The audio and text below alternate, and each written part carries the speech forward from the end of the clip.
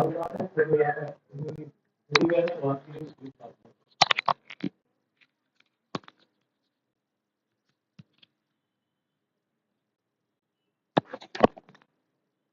கிறிஸ்துக்குள் அன்புக்குரிய சகோதர சகோதரிகளே, இந்த நாளிலும் விசேஷமாக தேவன் நம்மை ஒன்று சேர்த்து வேதத்தில் இருக்க மகத்துவங்களையும் சத்தியங்களையும் அறிய நமக்கு ஒரு வாய்ப்பு ஏற்பட்டு கொடுத்ததற்காக நம்முடைய பிதாவாகிய தேவனை கர்த்தராக இயேசு கிறிஸ்து நாமத்தினாலும் நன்றி சோத்திரங்களை நாம் ஏறெடுத்துக் கொள்ளலாம்.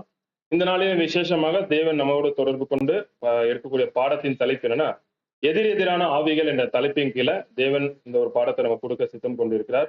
இந்த பாடத்தை வழிநடத்தி கொடுக்க சகோதரர் இயேசுராஜா பிரதரையும் சபையின் சார்பாக முன்னோருபடியும் நம் தாழ்மையோடு கேட்டுக்கொள்கிறோம். இந்த பாடத்திற்கான ஆதார வசனங்களை வாசிக்கும்படி சகோதரர் டைசி சிஸ்டரையும் முன்னோருபடியும் நம் தாழ்மையோடு கேட்டுக்கொள்கிறோம். இந்த பாடத்தை கேட்க இடைஞ்சல இருக்க நம்மகிட்ட இருக்க முக்கியமான செல்போன்களை சுவிட்ச் ஆஃப் இல்ல சைலண்ட் மோட்ல வைக்க முடியும். அடியின் தாழ்மையோட சபையின் சார்பாக நான் கேட்டுக்கொள்கிறேன்.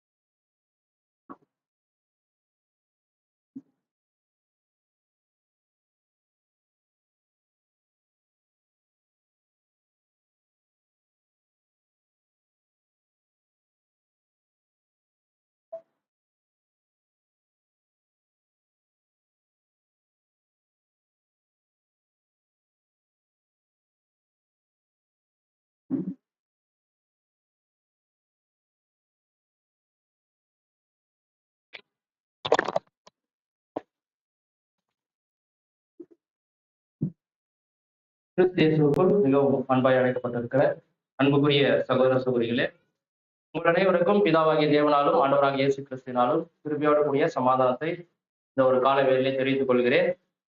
விசேஷமாக இந்த ஒரு நாளிலே தேவன் உங்கள் மத்தியிலே வந்து தேவ வார்த்தைகளை பகிர்ந்து கொள்ளும்படியாக கிருபை செய்திருக்கிறார். அதற்காகவும் பிதாவாகிய இந்த நாளிலே கூட நாம்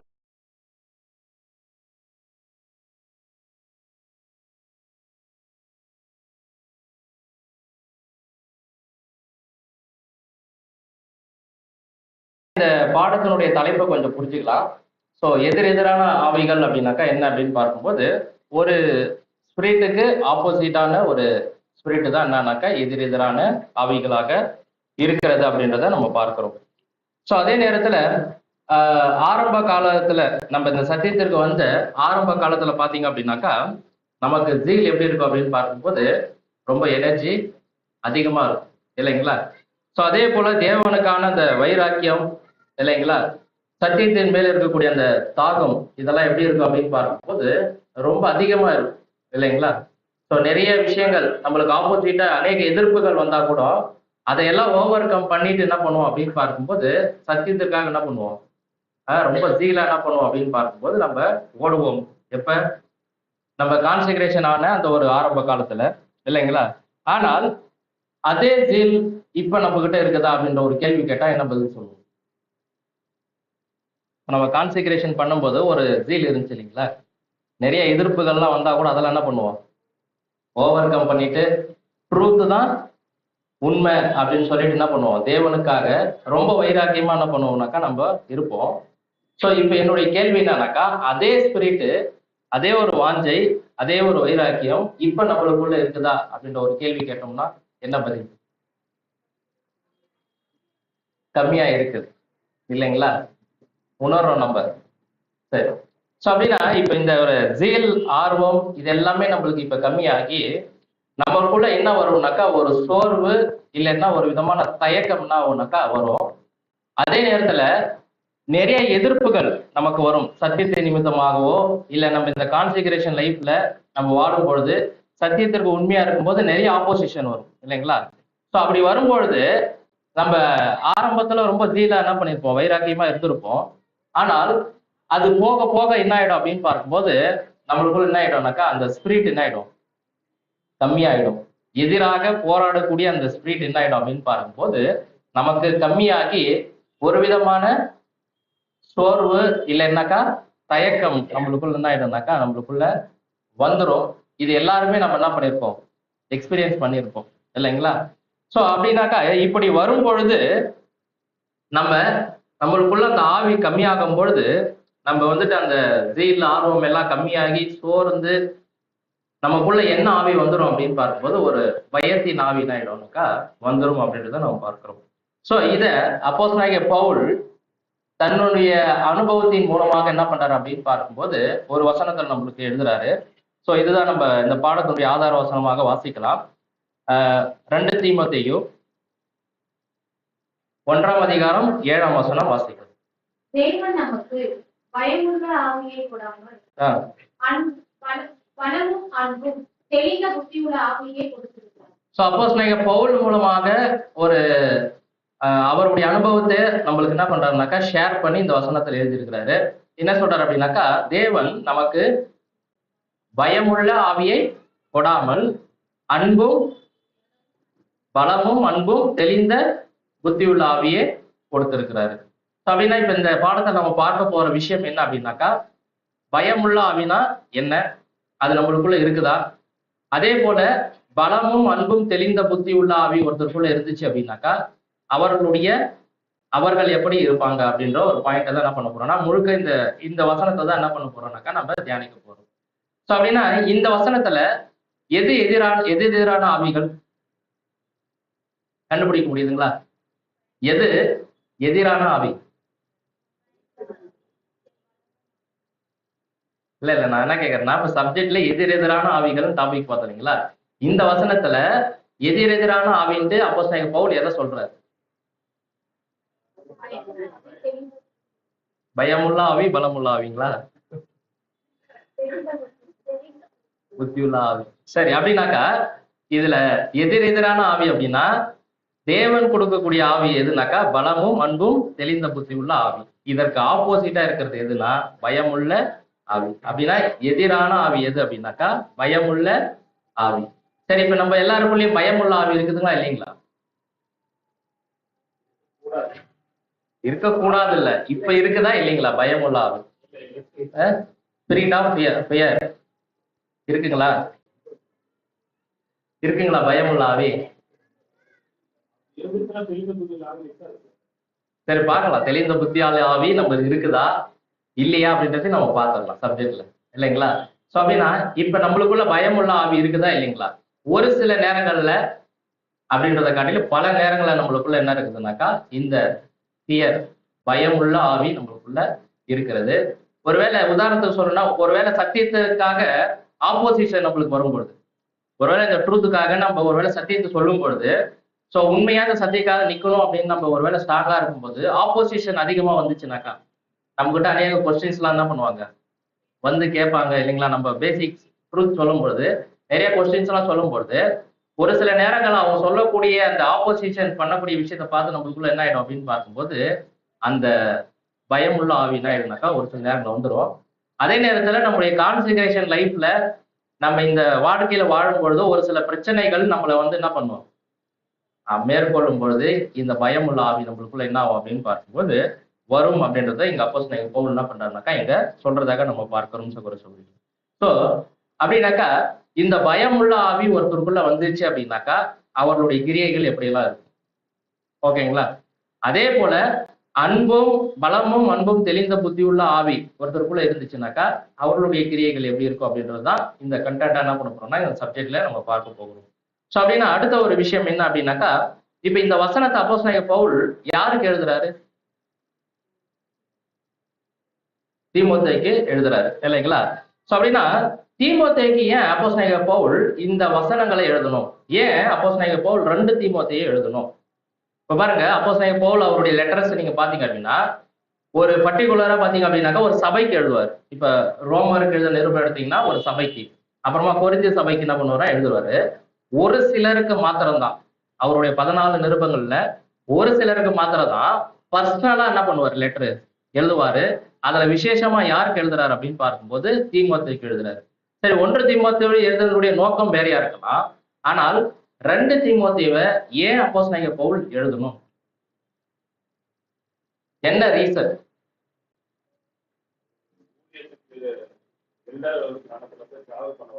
ஓகே, ஆலோசனைகள் நிறைய சரி. இப்ப 2 தீமோத்தேயுல 1 தீமோத்தேயுல நம்ம பார்க்கும்போது அந்த எல்டர்ஸ் கூடிய குவாலிட்டி நிறைய இருக்குது. ஓகே. சோ அப்படின்னாக்கா இதை ஏன் அப்போஸ்தலனாகிய பவுல் 2 தீமோத்தேயு என்ன அப்படின்றத நம்ம ஃபர்ஸ்ட் புரிஞ்சுக்கலாம். ஏன்னா அதை புரிஞ்சுக்கினாதான் அப்போஸ்தலனாகிய பவுல் எந்த கோணத்துல இதை நம்மளுக்கு பேச வராரு இந்த வசனத்தை அப்படின்றத என்ன பண்ண முடியும்னாக்கா புரிஞ்சுக்க முடியும்.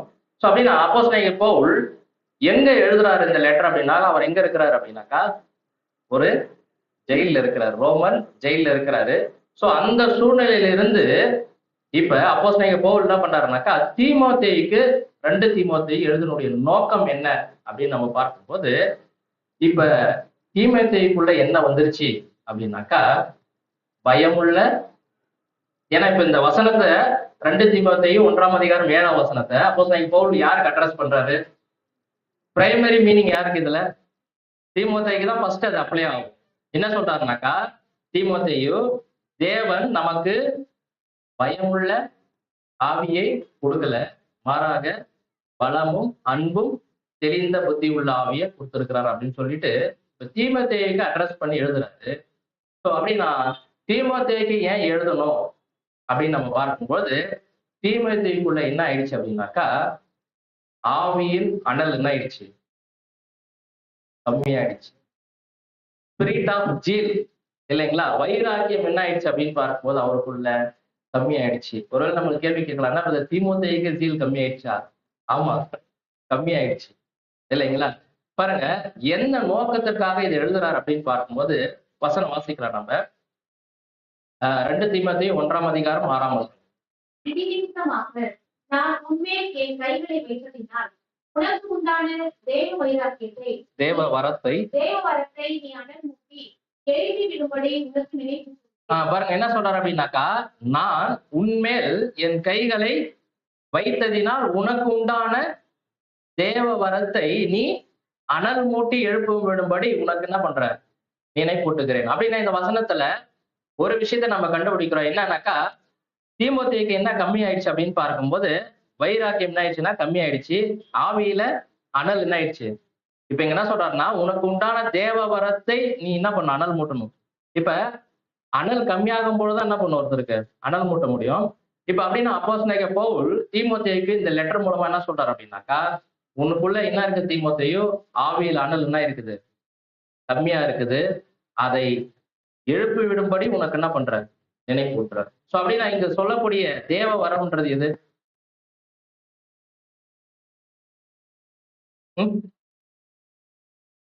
பரிசுத்தாவி. ஓகே, கரெக்ட், பரிசுத்தாவி தான். அது இன்னொரு கோணத்துல எப்படி சொல்லலாம்? இல்ல உனக்கு உண்டான தேவ வரம், தேவன் கொடுத்த வரம், இத்தா குழு உங்களுக்கு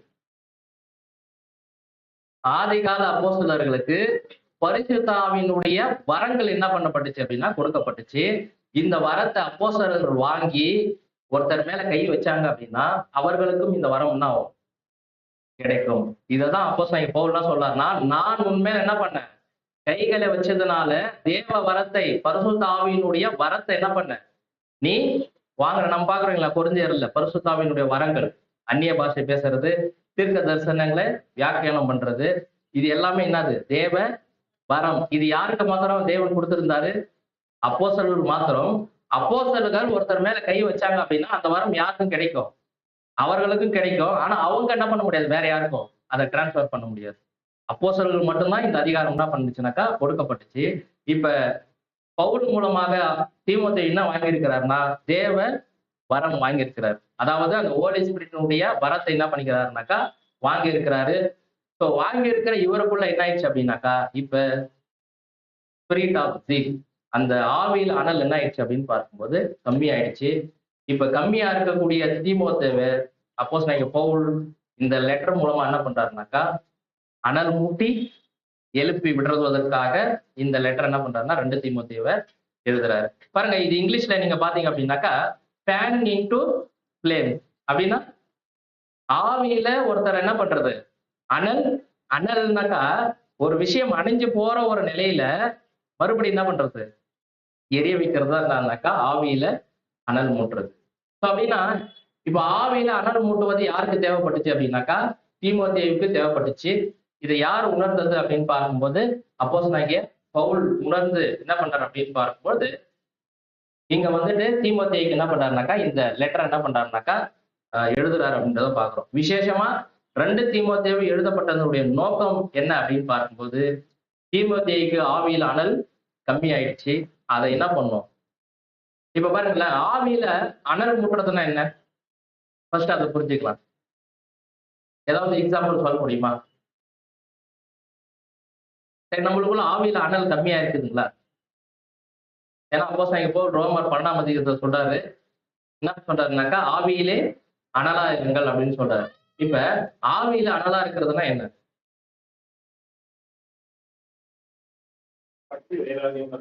சரி, தேவனுக்காக ஒரு வைராக்கியமா இருக்கிறது தான் என்னதுனாக்கா ஆவியில அனலா இருக்கிறது. வேற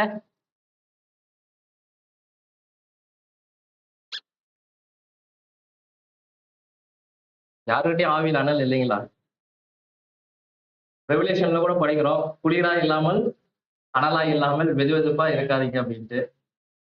அப்படின்னா ஆவியில அனல் மூட்டுறதுனா என்ன அப்படின்னாக்கா, ஒரு எக்ஸாம்பிள், இப்ப சப்ஜெக்ட் அப்ப யாராவது தூங்கிட்டு இருந்தாங்க அப்படின்னாக்கா அவருக்குள்ள என்ன இருக்குது?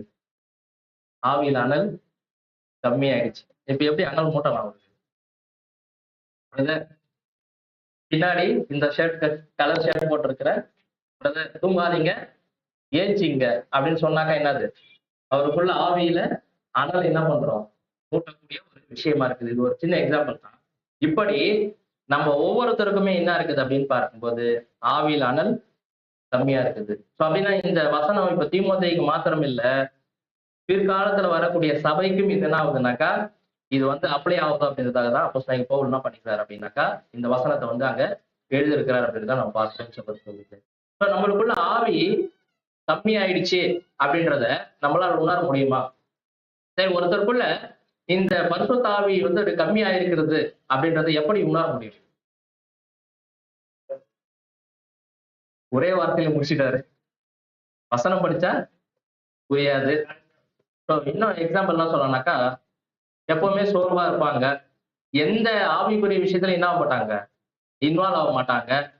எதனா சொன்னீங்கன்னா கூட என்ன பண்ணுவாங்க, அப்படியே காதுல கேட்டுட்டு சரி பிரதர் அப்படின்னு சொல்லிட்டு என்ன பண்ணுவாங்க, போயிடுவாங்க. ஏன் அப்படின்னா அவர்களுக்குள்ள எந்த ஆவி இருக்குதுன்னா பயமுள்ள ஆவி இருக்கிறது. ஸோ பயமுள்ள ஆவி ஒருத்தருக்குள்ள இருந்துச்சு அப்படின்னா அவங்களுக்குள்ள கண்டிப்பா எது இருக்காதுனாக்கா தேவனுடைய ஆவியாகிய இந்த பலமும் அன்பும் தெளிந்த புத்தி உள்ள ஆவி இருக்காது. ஸோ சகோதரர் என்ன சொல்றாருனாக்கா இந்த 2 ஆவியுமே ஒரே நேரத்துல என்ன பண்ணாது, ஒருத்தருக்குள்ள செயல்பட முடியவே முடியாது. ஒண்ணு இருந்தா பயமுள்ள ஆவி இருக்கும், அப்படி இல்லையா அன்பும் பலமும் அன்பும் தெளிந்த புத்தி உள்ள ஆவி இருக்கும். இப்ப நம்ம செக் பண்ணிக்கலாம், நமக்குள்ள எந்த ஸ்பிரிட் நம்மளுக்குள்ள இருக்குது. பயமுள்ள ஆவி நம்மளை வழி நடத்திட்டு இருக்குதா, இல்ல தேவன் கொடுக்கக்கூடிய பரிசுத்த ஆவி நம்மளை வழி நடத்திட்டு இருக்குதா அப்படின்றத நம்ம என்ன பண்ணலாம்னாக்கா நம்ம பார்க்கலாம். அப்படின்னா இப்ப அப்போஸ்தலனாகிய பவுல் தீமோத்தேயுக்கு எழுதுறாரு பாருங்க, இன்னொரு வசனம் கூட நம்ம வாசிக்கலாம். 1 தீமோத்தேயு 4ஆம் அதிகாரம் 14ஆம் வசனம். மூப்பராகிய சங்கத்தார் அஹ் உண்மையை கைகளை உம் தீர்க்கதரிசனத்தினால்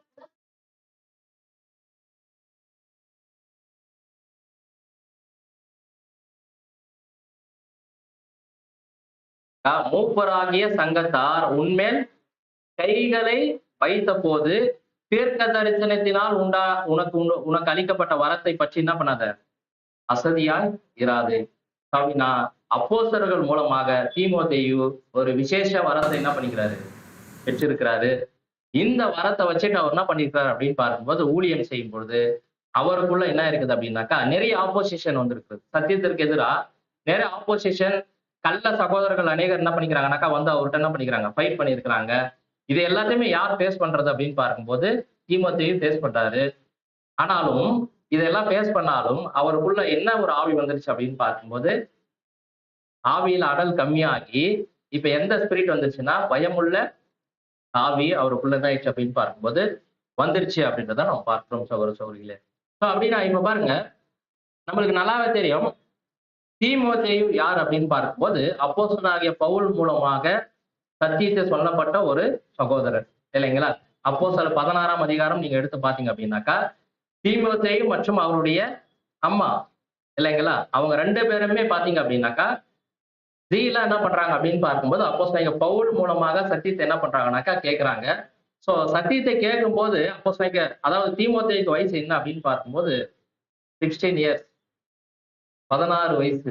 ரொம்ப யங். நம்ம இங்கிலீஷால கூட நிறைய யங் இருக்கிறீங்க, இல்லைங்களா? தீமோத்தேயு கூட உங்கள மாரி எந்த வயசுல தான் சத்தியத்தை கேட்டிருக்கிறாருன்னா 16 இயர்ஸ் ஓல்டு, இல்லைங்களா? அப்ப என்ன பண்ணிக்கிறாருன்னா அப்போஸ்தலனாகிய பவுல் மூலமாக சத்தியத்தை கேட்டு இருக்கிறாரு. ஆனா இந்த லெட்டரை எழுதும்போது அவருக்கு என்ன வயசு இருக்குது அப்படின்னு பார்க்கும்போது 40 இயர்ஸ். அப்படின்னா பாருங்க எவ்வளவு வருஷம் சத்தியத்துல இருந்த ஒரு சகோதரனுக்கே ஆப்போசிஷன் நிறைய, சத்தியத்துக்கு எதிராக நிறைய விஷயங்கள் வரும் பொழுது என்ன ஆகுது அப்படின்னா அவருக்குள்ள ஆவி கம்மியாகுது. இப்ப இவரை ஆவியில அனல் மூட்டி எழுதும்படி அப்போஸ்தலனாகிய பவுல் இந்த லெட்டர் என்ன பண்றாருனாக்கா அங்க எழுதுறதாக நம்ம பார்க்கிறோம் சகோதர சகோதரி. இப்ப பாருங்க எந்த இடத்துல இந்த ஆப்போசிஷன் அவருக்கு வருது அப்படின்னு பார்க்கும்போது எபேசு சபை, எபேசுல அவர் இருக்கும்பொழுது அநேக எதிர்ப்புகள் அவருக்குள்ள வருது. அவருடைய வைராக்கியம் என்ன ஆகுது அப்படின்னு பார்க்கும்போது குறையுது. இப்ப என்ன நம்ம புரிஞ்சுக்கோனாக்கா எடுத்த உடனே அப்போ அதாவது தீமோத்தேயுக்கு வந்து வைராக்கியம் கம்மியாகி அவருடைய ஆவியை குறைஞ்சிருச்சு நம்ம எடுத்துக்கோனா, இவரும் என்ன பண்ணிக்கிறாருன்னா ஃபைட் பண்ணியிருக்கிறாரு அதிகமா. ஃபைட் பண்ணி ஒரு கட்டத்துல என்ன ஆயிடுச்சு இவருக்குள்ள நிறைய ஆப்போசிஷன் வந்துருச்சு. கள்ள சகோதரர்கள் நிறைய பேர் வந்துட்டாங்க, இல்லைங்களா? இப்ப இவர் ஒண்டி இருக்கிறாரு. இவ்வளவு நாளா ஆரம்ப காலத்துல அப்போஸ்தலனாகிய பவுலோட கூட என்ன பண்ணியிருந்தாரு, ஊழியத்தோட கூட அவர் என்ன பண்ணியிருந்தாருன்னா போயிட்டு இருந்தாரு. அப்ப ஆப்போசிஷன் வரும்பொழுது அது யார் ஃபேஸ் பண்ணது அப்படின்னாக்கா அப்போஸ்தலனாகிய பவுல் கூட இருந்தாரு, இல்லைங்களா? ஆனால் இப்ப இந்த விஷயத்த பாத்தீங்க அப்படின்னா யார் மட்டும் தான் ஃபேஸ் பண்றது அப்படின்னா தீமோத்தேயு மட்டும்தான் நின்னு இருக்கிறாரு. ஆனாலும் ஒரு கட்டத்துல என்ன இருக்குது அப்படின்னு பார்க்கும்போது இவருக்குள்ள இந்த ஸ்பிரிட் ஆஃப் ஜீல் என்ன இருக்குதுனாக்கா கம்மியாகி இருக்கிறது. ஊழியம் செய்யக்கூடிய அந்த ஆவி என்ன இருக்குதுனாக்கா குறைஞ்சு இருக்கிறது. இப்ப அவரை அனல் மூட்டுவதற்காக அப்போஸ்தலனாகிய பவுல் இன்ஸ்பைரிங் லெட்டர் ஒரு ஒரு அவரை வந்துட்டு தட்டி எழுப்பும்படி ஒரு லெட்டர் என்ன பண்றாருன்னா எழுதியிருக்கிறாரு. பாருங்க இப்ப அப்போஸ்தலனாகிய பவுல் இந்த லெட்டரை எப்படி எழுதியிருப்பாரு, பார்த்து பார்த்து செதுக்கி இருப்பாரு அப்படின்னு சொல்லலாம், இல்லைங்களா? ஏன்னாக்கா இப்ப தீமோத்தேயுக்குள்ள அந்த ஆவியினுடைய அனல் என்ன இருக்குதுனாக்கா கம்மியா இருக்கிறது. இப்ப அதை அப்போஸ்தலனாகிய பவுல் என்ன பண்றாருனாக்கா தட்டி எழுப்பும்படி மறுபடியும் அவருக்குள்ள அந்த வைராக்கியமும் ஆர்வமும் வரும்படி இந்த லெட்டர் என்ன பண்றாருனாக்கா அவர் எழுதுறாரு அப்படின்றத நம்ம பார்க்கிறோம். சோ இப்ப அப்போஸ்தலனாகிய பவுல் இந்த லெட்டரை எழுதும் போது எந்த ஒரு கண்டிஷன்ல இருந்தார் அப்படின்றத நம்ம பார்க்கலாம். அப்படின்னா எந்த ஒரு கண்டிஷன்ல இருக்கிறார் அப்படின்னு பார்க்கும்போது ரோம்ல அவர் என்ன பண்றாருனாக்கா சிறையில இருக்கிறார், இல்லைங்களா? சோ இப்ப சிறையில இருந்துகிட்டு அதுவும் விசேஷமா பாத்தீங்கன்னா அவர் ரத்த சாட்சியா மரிப்பதற்கு கொஞ்ச நாள் தான் இருக்குது. அப்போஸ்தலனாகிய பவுல் மரிப்பதற்கு இன்னும் கொஞ்ச நாள் தான் இருக்கிறது. அவர் சிறை சேதம் பண்ண போறாங்க. இப்ப ஜெயில இருக்கிறாரு. ஜெயில இருந்துகிட்டு யார பத்தி யோசிக்கிறாரு அப்படின்னா, ஒருவேளை நம்ம இந்த கண்டிஷன்ல இருந்தோம்னா என்ன நினைப்போம்? யார பத்தி யோசிப்போம்? நம்மள பத்தி, நம்ம குடும்பத்த பத்தி, நம்ம சொந்த பந்தம், இல்லைங்களா? இவங்கள பத்தி தான் நினைப்போம். பாருங்க அப்போஸ்தலனாகிய பவுல் யார நினைச்சிருக்கிறாரு? தீமோத்தேயுவை நினைச்சிருக்கிறாரு. தீமோத்தேயு நினைச்சு என்ன பண்றாருனாக்கா அவரை அனல் மூட்டும்படியான வேலையை என்ன பண்ணிக்கிறாருனாக்கா இந்த லெட்டர் மூலமா செஞ்சிருக்கிறாரு. பாருங்க அப்பனா அப்போஸ்தலனாகிய பவுல் எழுதின இந்த லெட்டரை தீமோத்தேயு படிக்க படிக்க ஒருவேளை இப்ப நம்மளுக்கு அதிகாரமா இருக்குது ஃபர்ஸ்ட் சாப்டர் செகண்ட் சாப்டர்னு. ஆனால் தீமோத்தேயு இந்த லெட்டர் படிக்க படிக்க அவருக்குள்ள என்ன இருக்கும், அந்த ஆவியின் அனல் கண்டிப்பா அதிகமாகி போய் டேஸ்ட் பண்ணியிருப்பாரு. சத்தியத்துக்கு விரோதமா எவ்வளவு பேர் வந்தாலும் சரி, இல்லைங்களா? என்ன பண்ணியிருப்பாரு, சத்தியத்துக்காக நின்னு அந்த உண்மையான சத்தியத்தை என்ன பண்ணியிருப்பாருனாக்கா அவரு சொல்லியிருப்பாரு. சோ இப்ப அப்போஸ்தலனாகிய பவுல் பாருங்க அந்த ஒரு சிறைச்சாலையில என்ன பண்றாரு அப்படின்னு பார்க்கும்போது இருக்கிறாரு. இன்னும் கொஞ்ச நாள்ல என்ன பண்ண போறாருனாக்கா அவர் மரிக்கக்கூடிய ஒரு ஒரு சூழ்நிலை இருக்கிறாரு. இப்ப மரிக்கக்கூடிய சூழ்நிலையில யார பத்தி யோசிக்கிறார் அப்படின்னு பார்க்கும்போது தீமோத்தேயுவை பத்தி யோசிக்கிறாரு. ஏன் அப்படின்னாக்கா அடுத்த ஒரு ஸ்தானத்துல இப்ப அப்போஸ்தலனாகிய பவுல் மரிச்ச பிற்பாடு தேவன் பார்த்துக்குவாரு, அவருக்கு தெரியும். ஆனால் அப்போஸ்தலனாகிய பவுல் இருந்த இடத்தை யார் ஃபில் பண்ணணும் அப்படின்னு அப்போஸ்தலனாகிய பவுல் லெவலுக்கு யார் வர முடியாது. அட்லீஸ்ட் அவர் இருந்த நிலைமைக்கு யார கொண்டு வரணும்னு விரும்புறாரு அப்படின்னாக்கா தீமோத்தேயுவை என்ன பண்ணணும், கொண்டு வர நினைச்சு என்ன பண்றாரு அப்படின்னு பார்க்கும்போது இந்த ஒரு விஷயத்தை எழுதுறாரு.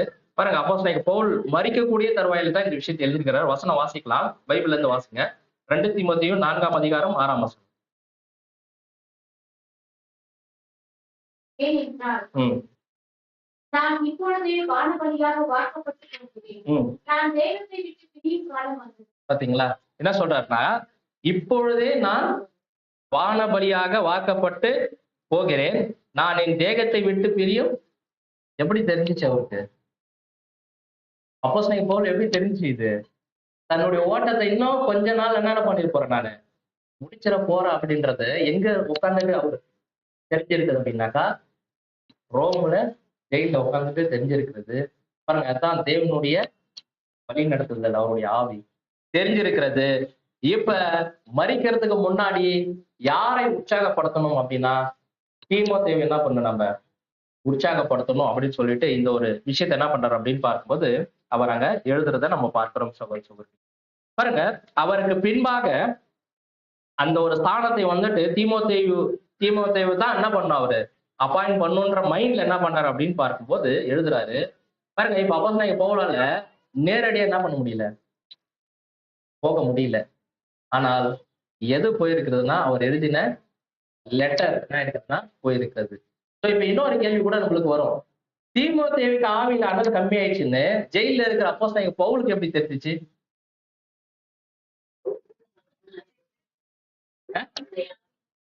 சரி, தேவனுடைய ஆவியில. சோ சகோதரர் என்ன சொல்றாருன்னா, தேவனுடைய ஆவியில தெரிஞ்சிருக்கலாம். இன்னொன்னு என்னன்னாக்கா, யார் மூலமாக என்ன பண்ணிருக்கலாம், அவரு கேள்விப்பட்டிருக்கிறான். கேள்விப்பட்ட அப்போஸ்தலன் பவுல் நேர்ல போய் அட்வைஸ் பண்ண முடியாது யாருக்கு, தீமோத்தேயுவுக்கு. அதனால என்ன பண்றாரு அப்படின்னு பார்க்கும்போது இந்த லெட்டர் என்ன பண்றாரு அப்படின்னு பார்க்கும்போது அவர் எழுதுறாரு. ஸோ எழுதும் பொழுது ஒவ்வொரு வார்த்தையும் எப்படி எழுதியிருப்பாரு, தீமோத்தேயு படிக்க படிக்க அவருக்குள்ள என்ன இருக்கும். இப்ப நம்ம கூட ஒரு சில வசனங்களை படிக்கும்போது அப்படியே என்ன ஆகும் நம்மளுக்கு, இல்ல இதெல்லாம் உணர்ந்திருக்கிறோமா? ஒரு சில வசனங்களை உண்மையா நம்ம உட்காந்து ஸ்டடி பண்ணும்போது நமக்குள்ளே ஒரு ஃபயர் வரும் தெரியுங்களா, இப்படிலாம் இருக்குதா சத்தியம் அப்படின்னு சொல்லிட்டு. அந்த மாதிரி இப்ப ஜீல் யாருக்கு வருது அப்படின்னு பார்க்கும்போது தீமோத்தேயுக்கு என்ன ஆகுது அப்படின்னு பார்க்கும்போது வருது அப்படின்றத நம்ம பார்க்கிறோம் சகோதர சகோதரி. அப்படின்னா இந்த லெட்டர் எழுதும் போது தீமோத்தேயுக்கு 40 இயர்ஸ் இருக்குது. ஆனா சத்தியத்துக்கு வரும்போது அவர் எங்க தான் இருந்திருக்கிறாரு.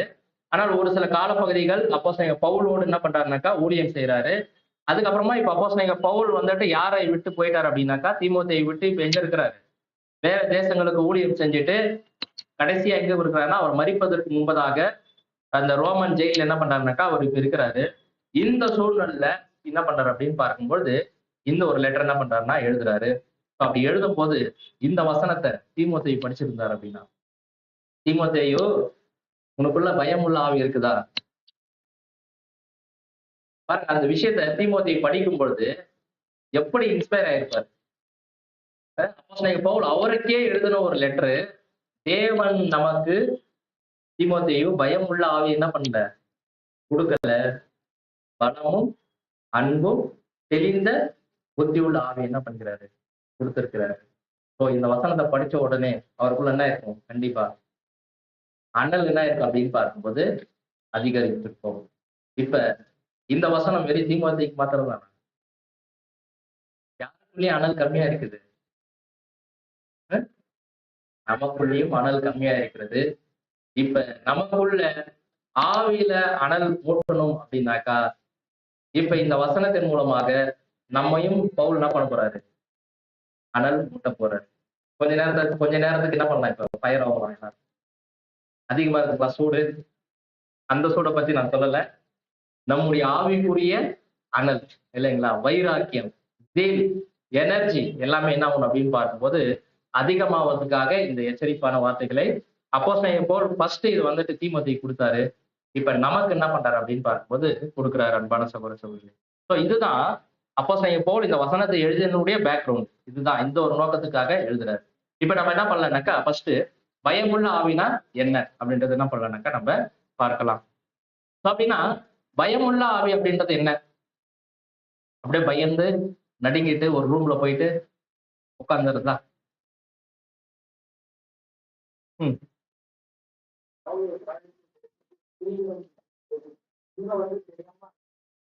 சரி, ஒரு விஷயத்தை செய்வதற்கு தைரியம் இல்லாமல் அதை வந்துட்டு என்ன பண்றோம், பேக் ஆகுது தான் என்னன்னாக்கா ஒரு பயமுள்ள ஆவி. பயமுள்ள ஆவியை பத்தி பேசுங்க. பயமுள்ள ஆவி ஒருத்தருக்குள்ள எப்படி வரும், வந்துச்சு அப்படின்னா அவங்களுடைய நடவடிக்கைகள்லாம் எப்படி இருக்கும். ஸோ ஜீல் கம்மியாயிடும். ஒருவேளை சத்தியத்துக்கு ஆப்போசிஷனா யாருன்னா பேசுனாங்கன்னா கூட என்ன ஆயிடுவாங்க, ஆஃப் ஆகி என்ன பண்ணிடுவாங்க, உட்காந்துருவாங்க. ஸோ அதே நேரத்துல இந்த பயமுள்ள ஆவி ஒருத்தருக்குள்ள எப்போ வரும் அப்படின்னாக்கா, நம்முடைய ஸ்பிரிச்சுவல் லைஃப் தேவன் சொன்ன பிரகாரமாக நம்ம வாழல அப்படின்னாக்கா நம்மளுக்குள்ள என்ன வரும், பயமுள்ள ஆவி வரும். So அப்படின்னா இப்ப யாருக்கு பயமுள்ள ஆவி வந்துச்சு அப்படின்னு பார்க்கும்போது தீமோத்தேயுக்கு வந்துச்சு. அது எந்த ஆங்கிள் பாருங்க, பயமுள்ள ஆவி அப்படின்னா அது ஒரு ஆங்கிள் நம்ம புரிஞ்சுக்கணும். பயமுள்ள ஆவி அப்படின்றது ஏதோ பயந்து உட்காரது இல்ல, மாறாக பாருங்க நம்ம பார்க்கலாம் சகோதர ரைட்டிங்ஸ். அப்படின்னா இந்த பயம் அப்படின்றது எதை அடையாளப்படுத்துது அப்படின்னு பார்க்கும்போது பாருங்க, நம்ம வாசிக்கலாம் இந்த கண்டென்ட்டை. இங்கே பயம் என்பது அச்சம் அல்லது நடுக்கம், தீமை செய்யும் பயத்தை என்றோ இதற்கு அர்த்தம் இல்லை. இங்கே பயம் என்று சொல்லப்பட்ட கிரேக்க வார்த்தை இடியா என்பதாகும். டீலியா படிக்க இதன் பொருள் பயங்கரமாகும், பலவீனம், தைரியமின்மை என்பவனமாகும். போதும் சார். அப்படின்னா இங்க பயம்ன்றது தீமோத்தேயுக்கு வந்தது ஏதோ ஒரு நடுக்கம் அப்படின்றது அது குறிக்கல. அது என்ன அப்படின்னு சொல்றாரு அப்படின்னு பார்க்கும்போது விசுவாச குறைச்சல், ஒரு பலவீனம் இல்லைங்களா, தைரியமின்மை, இதைத்தான் என்னதுனாக்கா அந்த பயமுள்ள ஆவி அப்படின்றத குறிக்கிறது. அப்படின்னா இப்ப நம்மளுக்குள்ள கூட இது வருமா, விசுவாச குறைச்சல், பலவீனம் இல்லைங்களா, பயந்த அந்த சுபாவம், இது எல்லாமே தைரியம் இல்லாத ஒரு சூழல், இது எல்லாமே நம்மளுக்குள்ளே வருங்களா? கண்டிப்பா வரும். அதே நேரத்துல பாத்தீங்க அப்படின்னாக்கா இந்த பயம்ன்ற இந்த வார்த்தையினுடைய கிரேக்க வார்த்தை என்னன்னாக்கா டீலியா அப்படின்ற இந்த வார்த்தை. ஸோ இதற்கு தான் அந்த பயம்ன்ற அந்த ஒரு விஷயம் என்ன இருக்குதுனாக்கா வந்திருக்கிறது. ஸோ அப்படின்னா இதற்கான பொருள் என்ன அப்படின்னு பார்க்கும்போது அதற்கு என்ன கொடுக்குறாங்க அப்படின்னாக்கா பயந்த சுபாவம், பலவீனம், விசுவாச குறைச்சல், தைரியம் இன்மை, இது எல்லாத்தையுமே அது அர்த்தப்படுத்தாக இருக்கிறதாக நம்ம பார்க்கிறோம். அப்படின்னா ஒரு சிலருக்கு என்ன அப்படின்னு பார்க்கும்போது பயம் எப்படி இருக்கும் அப்படின்னு பார்க்கும்போது, அதாவது